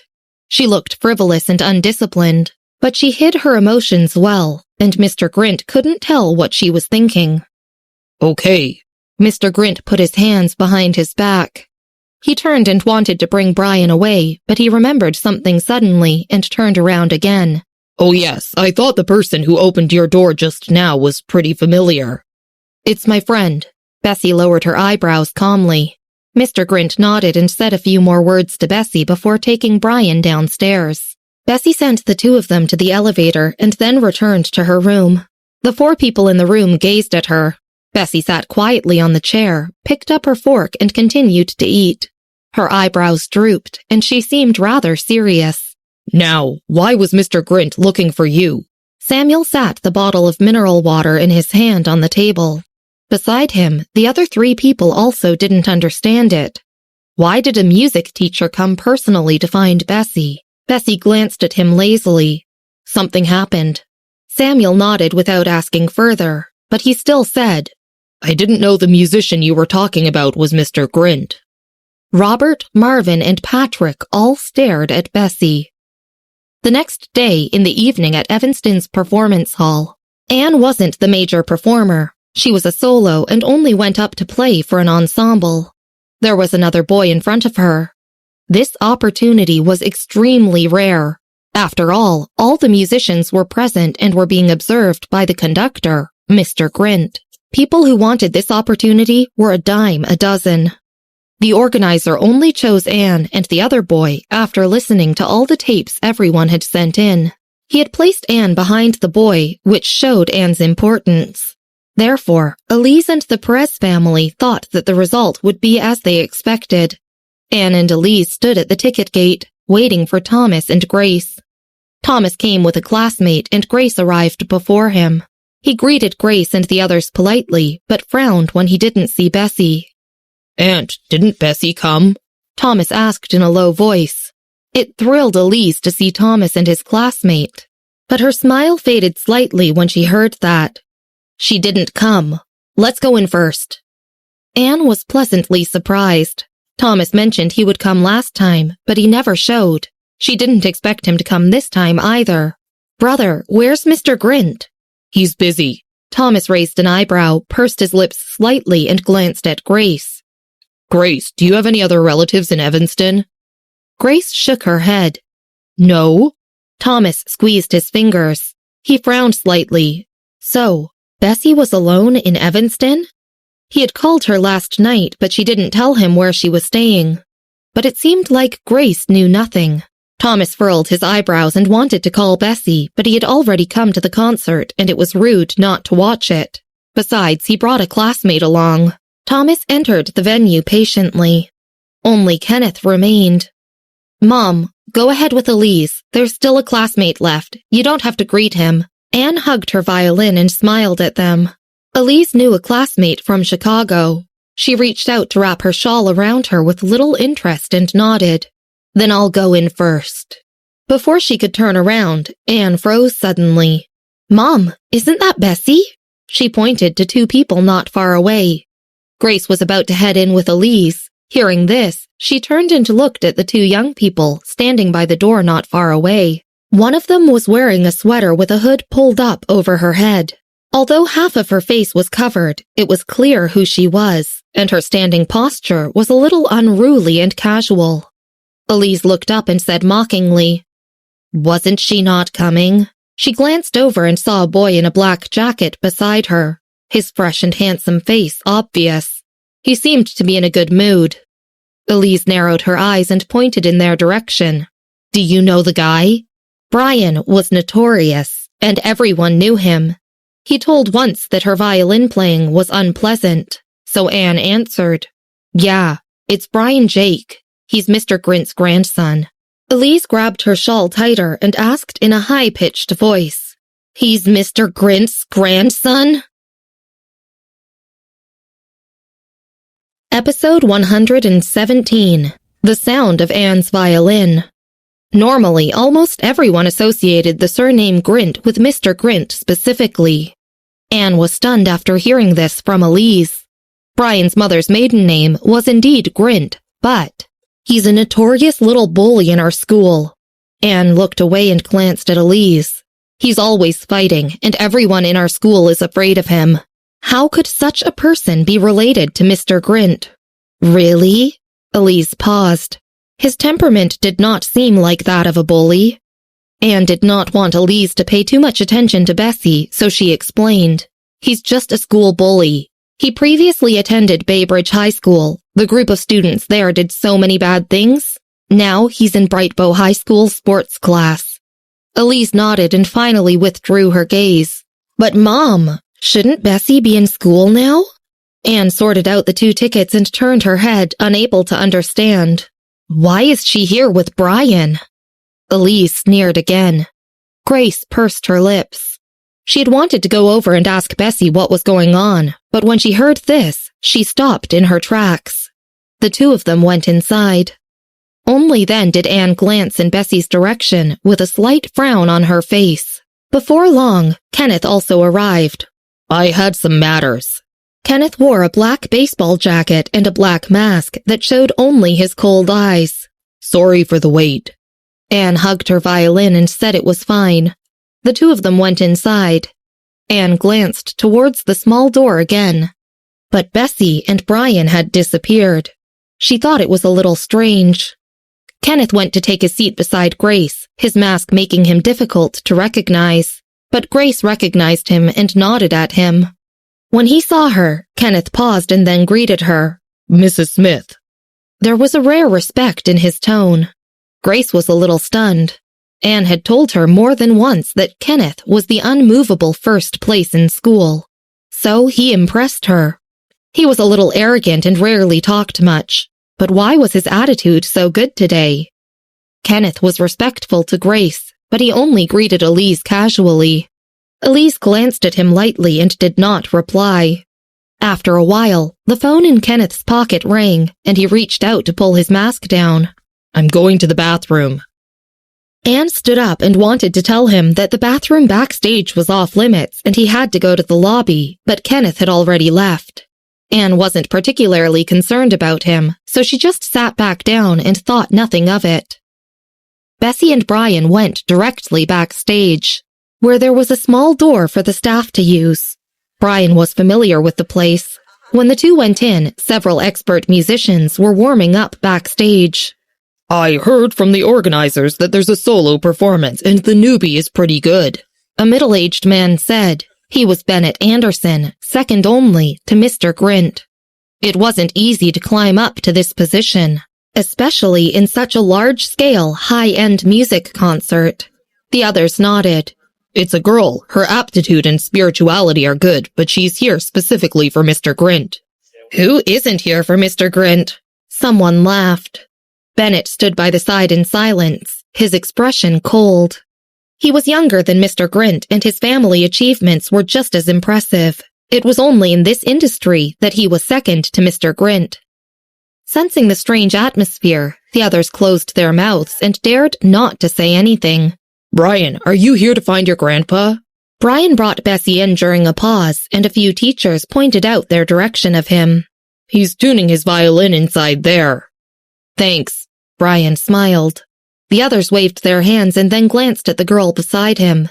The girl was unfamiliar, and judging by her casual dress, she did not seem to be a competitor that night. Could she be Brian's girlfriend?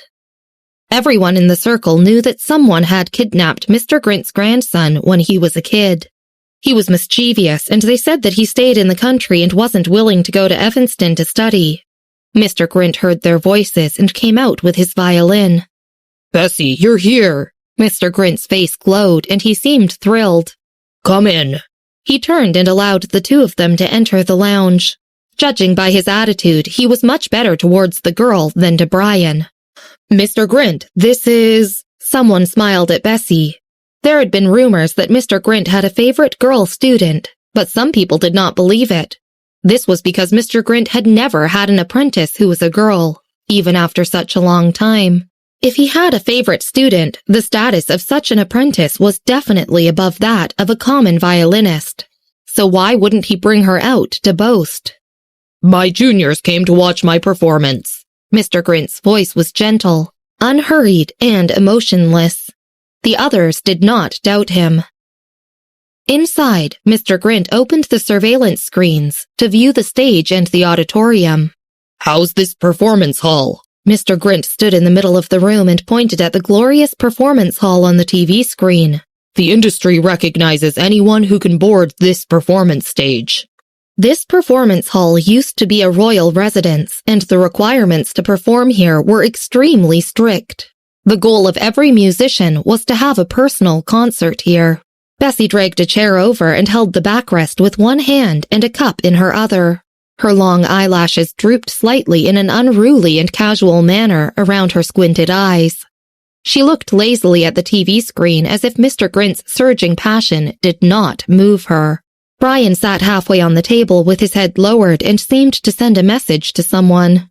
Mr. Grint paused and then extended his right hand to smack Brian's head fiercely. "Why on earth are you here? Are you sure you're here to watch my performance?" Brian was speechless. "Yeah?" Brian looked up at his grandfather. He held his mobile phone and sighed. "I was wrong. I should watch your performance seriously and religiously." He lowered his head at the confession. "Oh, Bessy." Brian put his phone back in his pocket.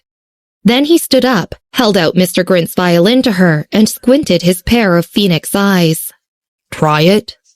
Bessy looked at the violin in his hands for a moment, her expression still casual and unruly. After a long while, she finally put the cup on the table and took the violin. Then she lowered her head and closed her eyes slightly. Familiar with the place, Kenneth quickly arrived backstage. He pulled down his mask. Bennett came out and was shocked to see him. "Kenny." The White family was prestigious, and Eric White's name was well known in the capital. Everyone in the circle knew clearly in their hearts who could and couldn't be provoked in Evanston. "Mr. Anderson." Kenneth liked the violin, so the people here would reserve a ticket for him every time there was a large-scale performance. The Anderson family had some interactions with the White family. Bennett wanted to talk more to Kenneth, but his performance was coming up, so he did not stay long and went to the waiting area in advance. Kenneth did not enter the bathroom and just made a phone call in the corridor. After the phone call, he heard the faint sound of a violin coming from the lounge when he was about to leave. The outer cord was clanging, while the inner cord was gentle and low. The chords rose and fell, cutting open his heart and hitting his soul directly. This kind of music was like a fulfilling pageant in one's heart. It could draw people in and fully immerse them within a few moments. Kenneth was still holding on to his mask as his gaze wandered to the lounge. Not long after, the door at the end of the corridor opened, and the people from the music group rushed in. "Hurry, Mr. Anderson is waiting for us." "Don't forget your instruments!" The opening performance was an entire ensemble. There were almost 100 people in the music group. Their noisy footsteps disturbed Kenneth's thoughts. He stood there looking at the lounge for a long time, recognizing it as Mr. Grint's room. After thinking for a while, he left. If he remembered correctly, there was a camera monitoring backstage. Kenneth returned to his seat. Anne was a little surprised. The bathroom was outside and it would take at least 15 minutes to return, but Kenneth arrived in less than 10 minutes. However, the performance was starting, so Anne kept quiet. Their seats were in the middle, and there were 4 rows of individual VIP seats in front of them, which were reserved for some nobles and masters who were going to perform solo. The lights above their heads lowered instantaneously, and the performance began. Apart from some cultural snobs, those who came to watch the concert were mostly knowledgeable people in the industry. The solo performances were by experts, so even those cultural snobs felt goosebumps all over their bodies when they heard their music. They experienced the 5 flavors of life through the music. This was especially so during Mr. Grint's last performance. He showed all the greatest skills he gained throughout his life, be it changing handles, playing on double strings, harmonics, or jumping strings. He played smoothly and reached perfection. These skills could not be achieved by raw talent only. They were obtained through rigorous perseverance with practice. Everyone knew Mr. Grint was the master of the violin, and it wasn't groundless. His rigor and reverence for the violin were beyond everyone's imagination. Over the years, he had never made a single mistake in any of his thousands of performances. Only real violin masters understood his greatness. A conductor and an ordinary expert were worlds apart. After Mr. Grint played for 20 minutes and pulled the last string, the audience fell silent for an entire minute before the tide-like applause sounded. Bessy sat on the far left of the first row. After listening, she rubbed her face and took a deep breath. The 2 teachers sitting next to her were discussing amongst themselves. Mr. Grint's performance tonight compared to his pinnacle performance in Australia. After listening to him, I feel like I might as well go home and become a farmer. Everyone left after the show. Bessy pulled her sweater's hood over her head and left through another passageway. There are 2 new students whom the organizer pushed in. Brian followed Bessy and whispered, "Let's wait." "Okay." Bessy lowered her head slightly, so deep in thoughts that her reaction was slow. The 2 of them went out of the small door. Almost everyone had left the performance hall. Grace and Elise stayed, along with the other boys' family. "Look, Anne is going on stage to play soon."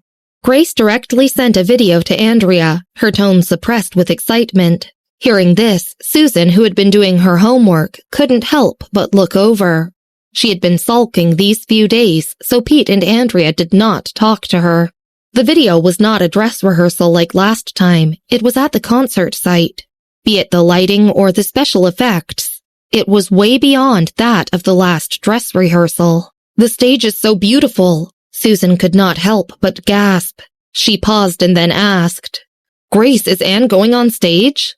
"Soon. Once the boy finishes playing, it'll be Anne's turn." Grace had always been proud of Anne. Now that she finally had the chance, she could not refrain from boasting. Grace took out a mirror, reapplied her lipstick, and glanced over at them with the corner of her eye in disdain. It was as if they had never seen the world. The first one on stage was the boy. The organizers selected him, so his qualifications were good. He was about 15 or 16 years old and was very young. Unfortunately, his spirituality was not as impressive as his skills. However, it was obvious that he was a top-notch seedling. The group of teachers all praised him, but Mr. Grint sat on his chair and held his cup calmly. His performance did not impress him much, and he only commented, "He's all right." However, getting any word of praise from Mr. Grint meant the boy was indeed good. The teachers understood this. "The next one is a girl named Anne." The teacher had done her homework. "The organizer recommended her and insisted Mr. Grint would surely like her."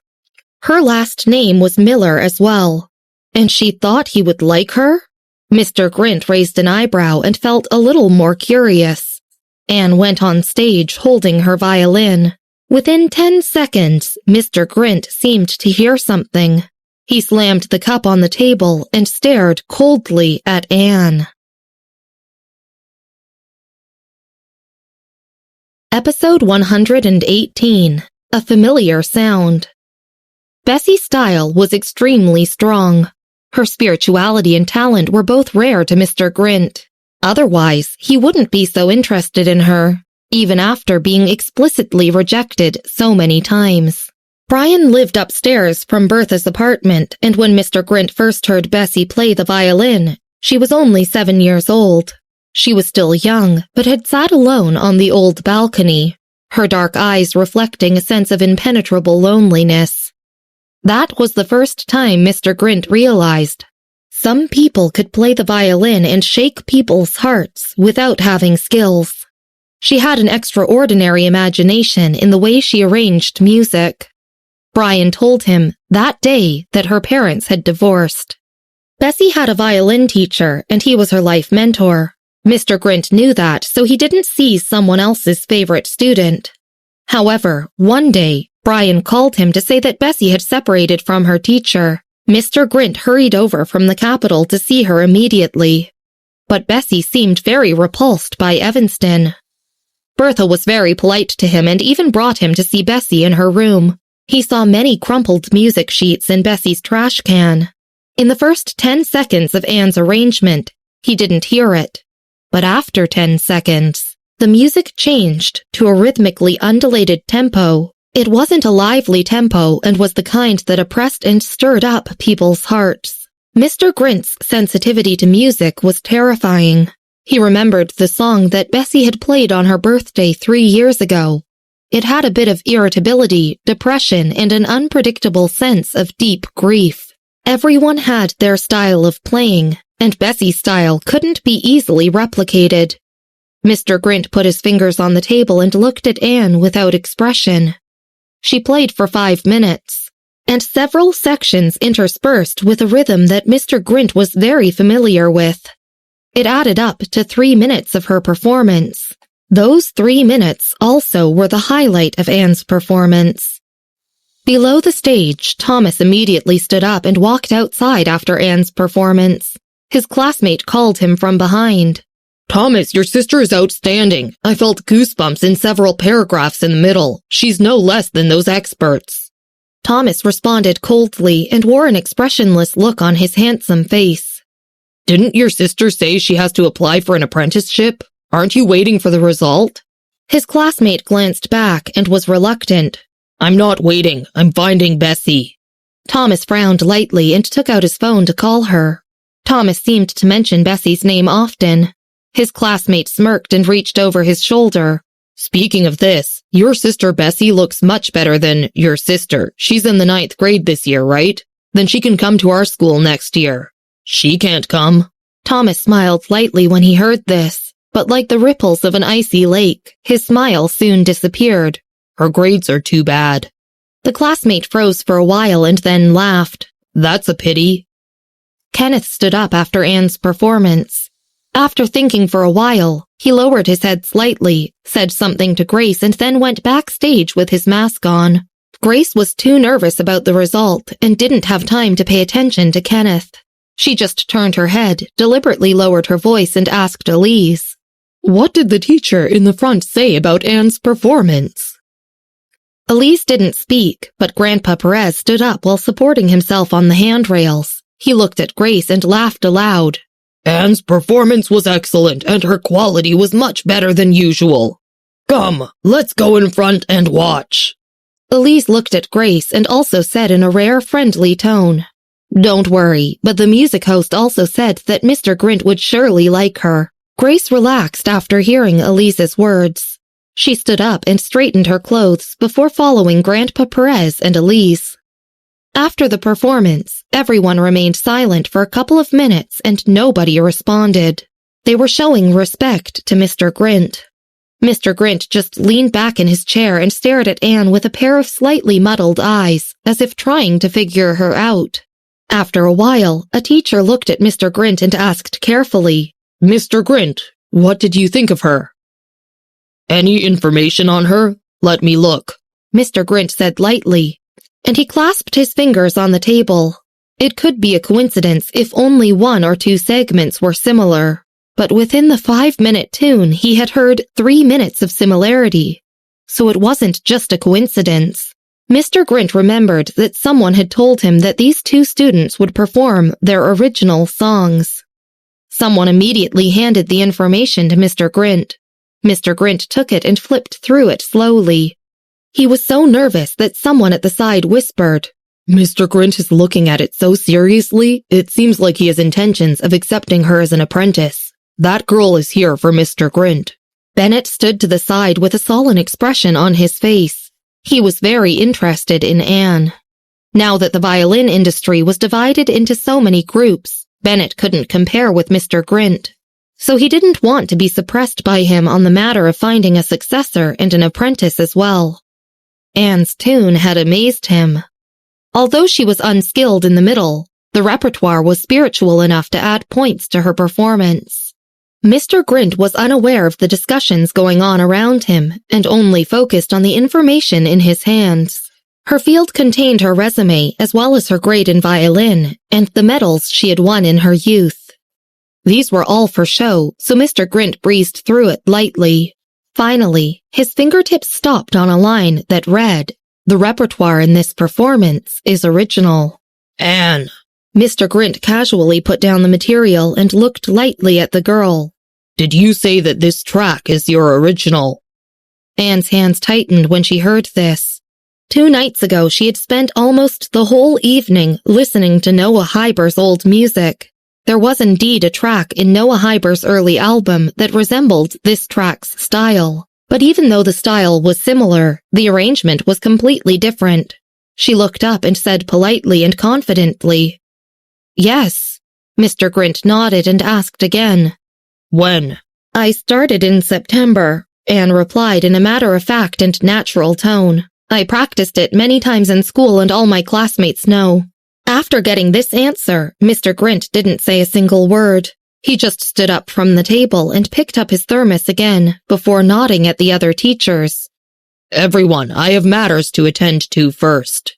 Everyone present, including Bennett, thought that Mr. Grint was interested in Anne as an apprentice after asking such meticulous questions. Who knew that he would leave with his cup and say anything? Grandpa Perez, Elise, and Grace arrived at that moment. They were all stunned when they saw this. "Mr. Grint, what do you mean? Don't you want Anne?" Bennett stood up directly and asked with bright eyes. Mr. Grint held his teacup and his movements towards Bennett weren't difficult to understand. His reaction had been about the same when he first heard Bessy play the violin. "No, I don't want her." Mr. Grint's voice was faint and emotionless. Anne, who had thought that the victory was in her palms, looked up in disbelief. She was very confident in her piece since both Kenneth and Grandpa Perez had praised it in the past few months, so she had bet her future on it. Mr. Grint gave her an unexpected blow. How could he say no so coldly? The other teachers didn't understand. The boy hadn't been as spiritual as Anne, and Mr. Grint had even said he was all right. "You don't want her?"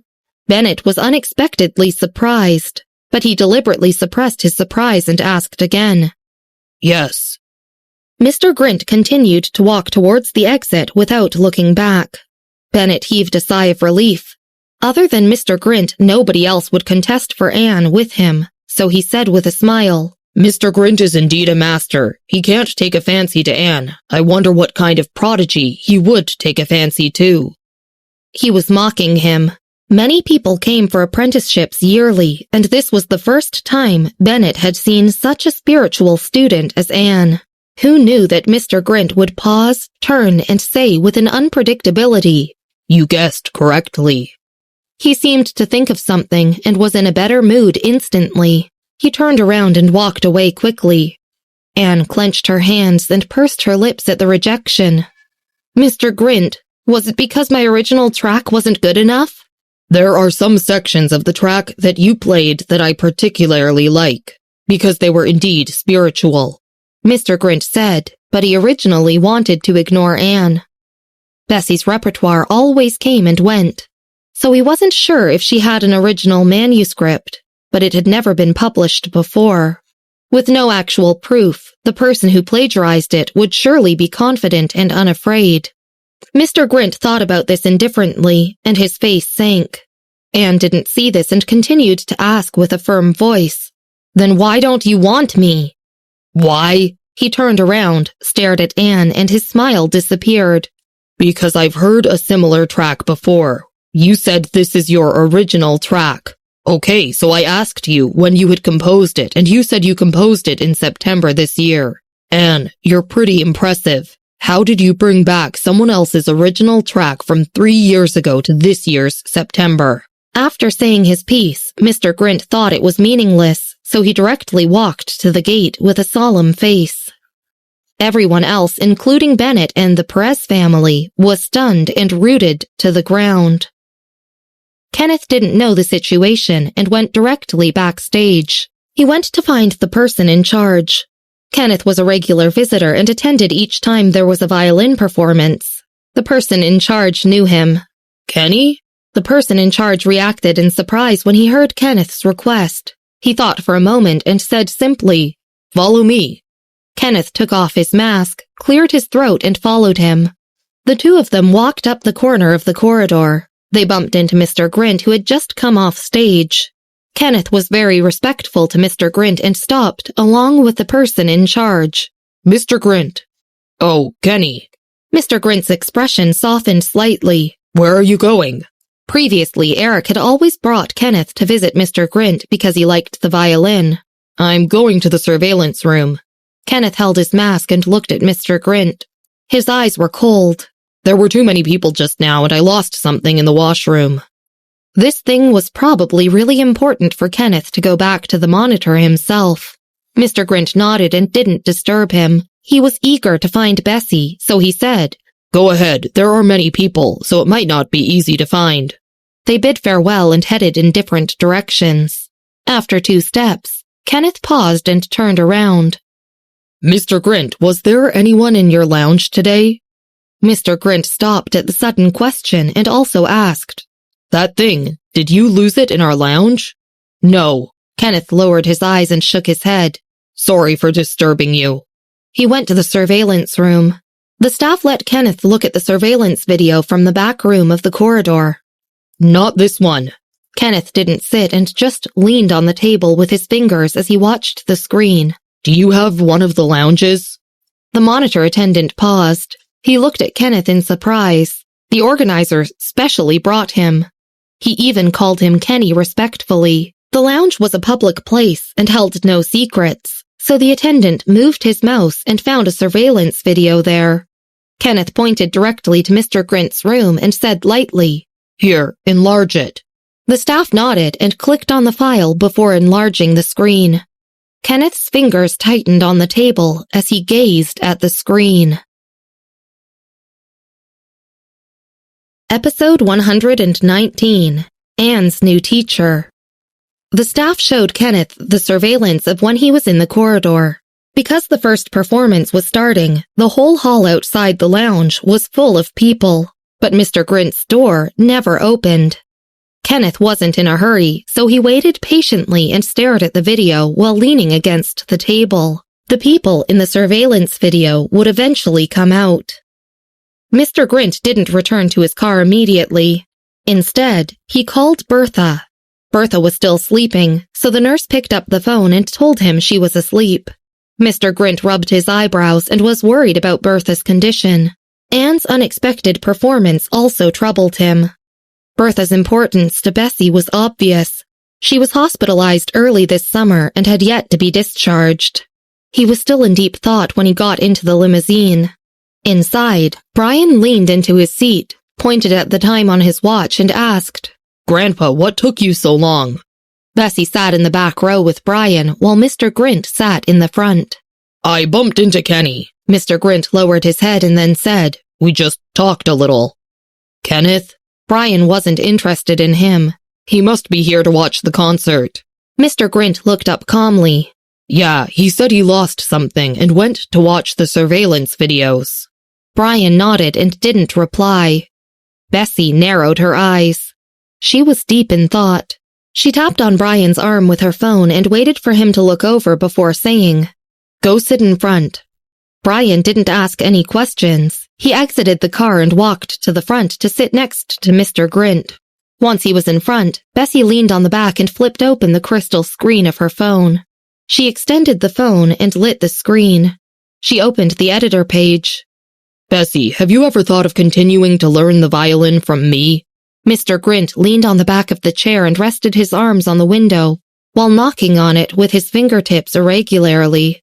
As Bessy took a book from her bag, she put the keyboard on it. She typed on the keyboard while speaking to Mr. Grint, her white and clean face slightly lowered. There was no light in the car, and only a little fluorescent light shone on her face. I don't know. I still need to think about it. Her hand movements were fast. The address of the Royal Performance Hall was easy to find. The surveillance route was also easy to find. After typing a string of characters, Bessy leaned back and pressed enter. She didn't pay attention to Kenneth, but had heard some stuff from Paul. He stared at the school's art building and looked many times at the surveillance videos. In the past, Bessy always rejected it at the mention of this. Bessy appeared relaxed, and it surprised Mr. Grint. Okay, think about it. You must think about it. I'll bring you two to eat at Fogo de Chao, Mr. Grint said as he sat up straight. Bessy lowered her head and slowly put her phone back. No need. Bessy looked out the window and thought for a while. Drop me off here. I'm waiting for someone. You? Mr. Grint wanted to say that she had no relatives or friends in Evanston, so who could she be waiting for? But he remembered Marvin, who had opened the door earlier, and paused. Although he was reluctant, he still told the driver to stop and instructed her once again to consider his offer before she left. In the concert hall, Kenneth was still monitoring the video. He sped it up by 4 times. From the initial bustling crowd, the surveillance video was now empty. The attendant was bored and sat flipping casually on his phone. Kenneth waited patiently without showing a sign of impatience. The lounge door remained closed. Suddenly, the video stopped moving. The surveillance video was stuck there, and then it finally flashed and exited. What's wrong with it? Kenneth reached out and knocked on the table with one hand. He pressed his eyebrows with his other hand while suppressing his rage. The attendant put down his phone and pressed the mouse several times, but it flashed every time. He was the only person who monitored the videos and was not one of the technical staff, so he couldn't figure it out. He answered apologetically. Kenny, the surveillance file might be broken. I don't think you can view it now. Kenneth stared at the computer screen. When can you fix it? The staff member hesitated. I'm not sure what's wrong with it. I might ask a professional to look. The person in charge took a step back. Can it be copied? Make a copy for him. The surveillance video shouldn't be shared arbitrarily, but in the eyes of the people in the capital, some things didn't need any rules, as they were only used to restrict ordinary people. The attendant found a USB flash drive and made a copy for Kenneth to take with him. In the music hall, the others exchanged glances after hearing Mr. Grint. Grace's proud expression froze, and she heard herself say mechanically, Anne Miller. Anne's face was pale and thunder seemed to blare in her mind and ring out frequently. She had played that track so many times, yet nobody could tell her it wasn't her original composition. But who knew that Mr. Grint would recognize it? If this matter wasn't resolved, all her future and dreams would stagnate. That included everything she now had in the Perez and Smith family. I didn't. Anne pinched her palm and tried hard to maintain her expression. I know that Mr. Grint is talking about Noah Hyber's Dark Album series from 3 years ago, but I've listened to it already. Although the style is very similar, the arrangement is unique. She took out her phone and played the song from Noah Hyber's Dark Album series on the spot. Several paragraphs in the song were like Anne's style, but none of the arrangements were similar. The other teachers had originally frowned and intended to ignore Anne, but after hearing this, they exchanged glances again. Mr. Grint is just too demanding, and his vision is too high, which is why he hasn't even found an apprentice till now. Bennett straightened his clothes as he spoke. I think he's too confused. This arrangement is so amazing. Since it was a tune that was heard 3 years ago, it's impossible to keep it silent and do nothing about it, right? Have you heard it in the past 3 years? The other people thought he made sense. Indeed, nobody would hide such an arrangement at home. Someone nodded and looked at Anne, his expression softening. You're very spiritual, and we can compare the dark arrangement to Noah Hyber's tune 3 years ago. You're still young and have unlimited potential for the future. Noah Hyber was a popular singer. Nobody in the music industry, including Bennett and this group of people, dared to look down on him because he was a genius composer. The entire music industry recognized him. Whether they were masters of the piano, violin, wind section, etc., they liked to pick out Noah Hyber's old music scores and then rearrange them into their music. This was a form of artistic conception, and some hyped masters even made a fortune because the song spread all over the internet. Hearing this comment, Anne's heart finally relaxed. Bennett smiled and walked towards Anne. His tone was kind when he spoke. I'm Bennett Anderson. You can call me Mr. Anderson. I wonder if you would like to learn the violin from me. Bennett's reputation wasn't as big as that of Mr. Grint's. But in this city, the Anderson family and Bennett were still famous enough. Grandpa Perez's gloomy face was now overjoyed as he took 2 steps forward and bowed his head. Of course, this is her honor. Anne, greet your teacher. Grandpa Perez gestured to Anne with his eyes.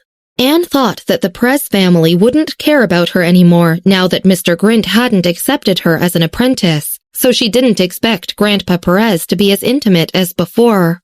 She exhaled slowly, walked to Bennett, and said respectfully, "Teacher."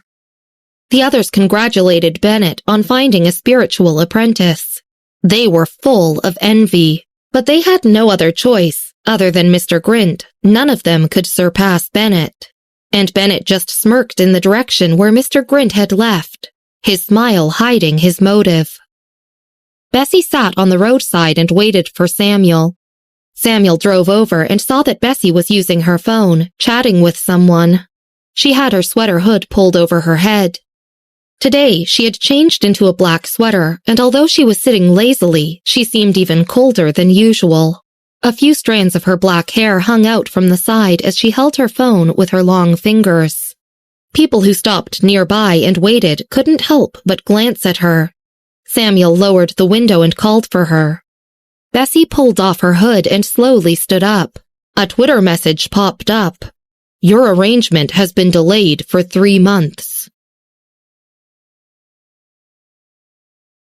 Episode 120. A new video message. Every 3 months, Bessy sends an arrangement to Noah Hyber. Sometimes she added the lyrics herself, and other times he wrote them. But because of Bertha, Bessy hadn't sent an arrangement in a long time. She held her phone in her hand. While replying to him, she walked over to Samuel. "It's not far." Samuel put his hands on the steering wheel and looked towards the rear seat in the rearview mirror. "It's 10 minutes away." Noah Hyber might have known she had matters to attend to and didn't urge her.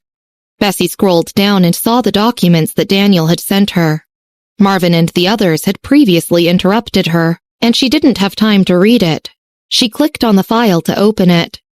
Daniel had sent a list and a simple document that wasn't very confidential. Bessy found her name on the list. She narrowed her eyes slightly. Within 10 minutes, the car stopped at a clubhouse. It was downtown, but the clubhouse was extremely secluded. Samuel led her directly to the top floor. On the top floor, there were only 2 rooms. Each room was normal, and there were a variety of entertainment facilities. There were 4 service personnel standing outside the doors of each room. When Samuel approached, they smiled and made sure not to look him in the eye. There weren't many people in the room. There was a TV opposite a table, and a spacious table contained dominoes and tools used for the game Truth or Dare. There were also a bunch of strange wires running along the wall. Michael sat on the sofa with his arm on the armrest. He took off his coat and casually placed it on the table, causing the front of his black shirt to spread open.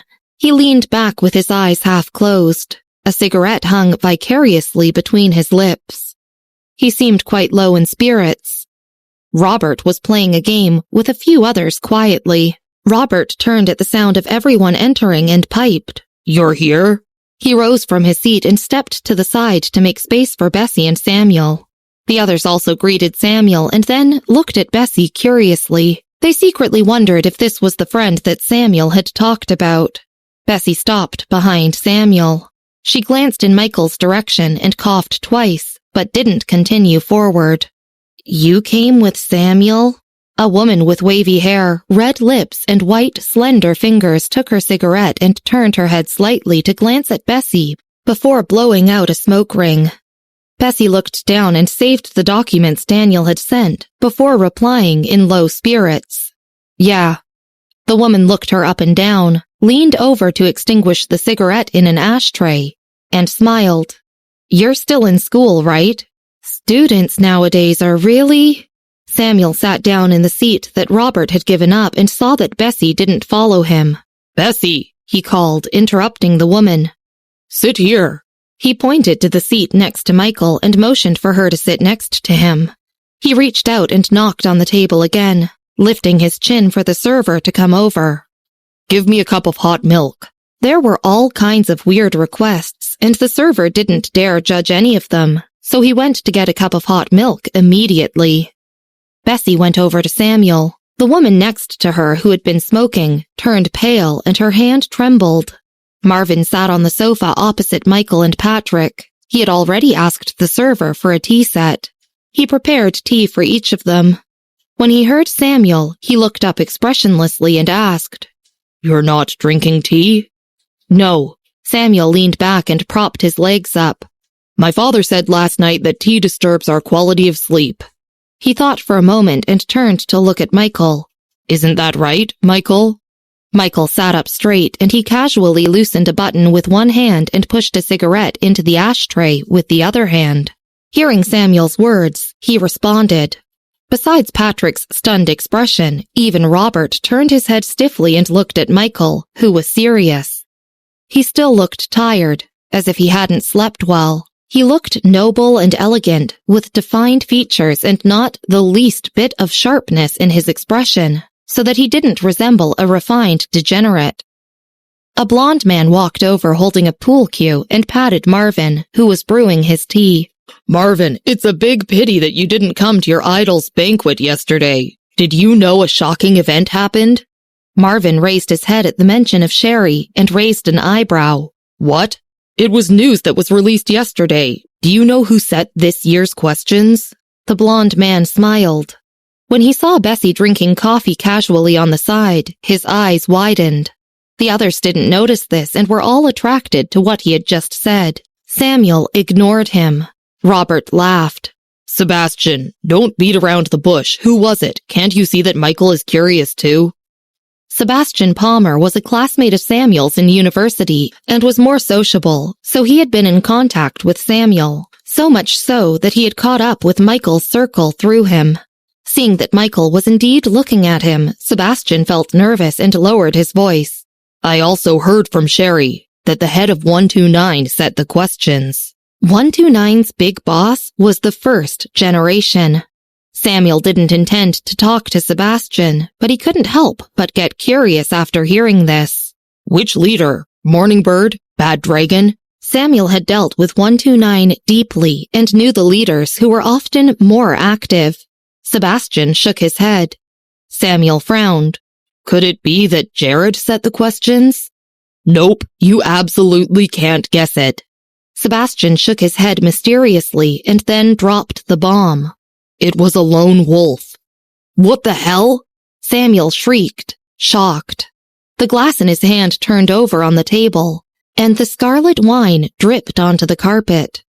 Robert also raised an eyebrow, even though he wasn't very interested in the matter. That number one who refuses to take my order?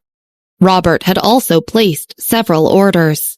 They had all been to Trace Daniel, and he had even placed an order for triple the price. But 129 didn't even look at the order, much less accept it. Now it's lively. Marvin couldn't help but look up and put down his teacup. Aren't there many people going after Lone Wolf? No wonder my idol didn't come out today. This year's pressure must be greater than in previous years.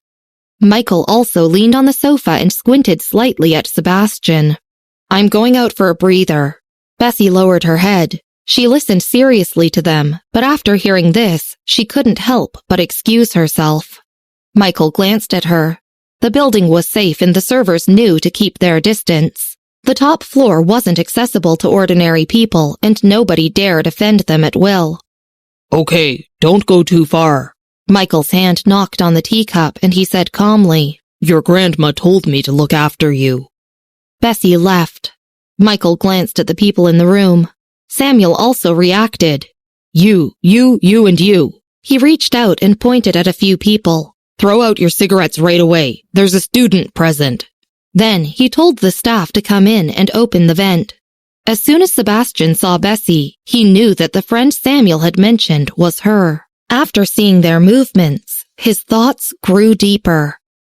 At the end of the corridor on the top floor, a man in a suit and leather shoes stood in front of a woman with a camera, hiding her presence. The woman's face was clear, but her eyes behind the lens were black and her voice was stern. Kane, I already told you I'm investing 129, not because of your little mistress. Do you understand? Then that's the best. The man stepped aside and looked at the woman indifferently. The phone in his pocket rang and the man immediately picked up. His voice became gentler as he said, Hello? Okay, I'll come right away. He hung up the call.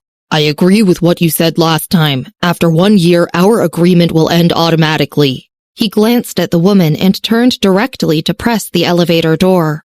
The doors closed. The woman lowered her camera and then dialed Jared's number. But she saw someone not far away and paused and rubbed her eyes. What the hell? This is crazy. She took the camera and walked forward. Little student!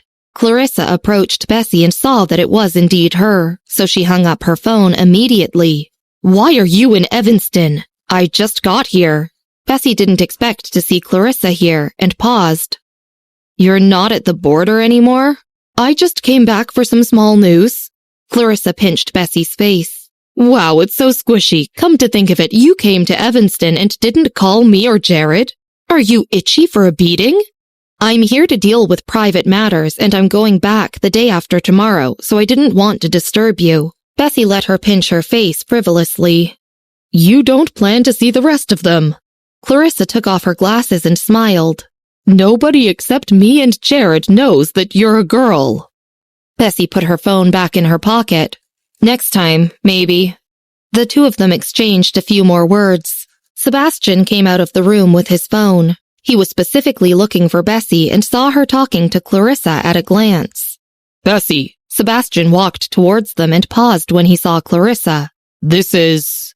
Clarissa turned and looked at Sebastian, then reached out and put on her glasses. I'll leave first. Bessy's friend is pretty cool. Sebastian smiled. He saw a thread on the shoulder of Clarissa's clothes and asked casually, What does she do? Bessy looked politely at Sebastian. She's a paparazzo. Oh. Sebastian nodded and stopped talking about Clarissa. Then he apologized deeply to Bessy for not going to Samuel's dinner yesterday. It's okay, Bessy turned and replied coolly. The two of them returned to the room. Sebastian punished himself with 3 large glasses of wine on the spot and apologized to Bessy and Samuel. Does Bessy play pool? After drinking 3 glasses of wine, Sebastian took the initiative and handed the pool cue to Bessy. Bessy looked down at her phone. Michael put the stick to the side and said casually, She doesn't. Sebastian retracted his hand in shock. Since there was a high school student with them, they left before noon. After Michael and the rest left, Sebastian sighed in relief. Robert, who is that girl? Sebastian asked. He ran through a list of people with the last name Miller in the capital and couldn't find anyone who fit her. She's from Chicago. Robert stood up calmly and patted his sleeves. She's an ordinary high school student, protected by Michael, but don't spread this outside. Sebastian nodded. No wonder, but how does she know the paparazzi? Paparazzo? Robert squinted. When I went outside to look for her, I saw Bessy talking to a friend. Then she told me she was paparazzi. Sebastian saw Robert was silent and called his name again. It's nothing. Robert walked towards his car. He thought of the word, showman. Was she just a paparazzo? Sebastian didn't speak and glanced at Michael and the others.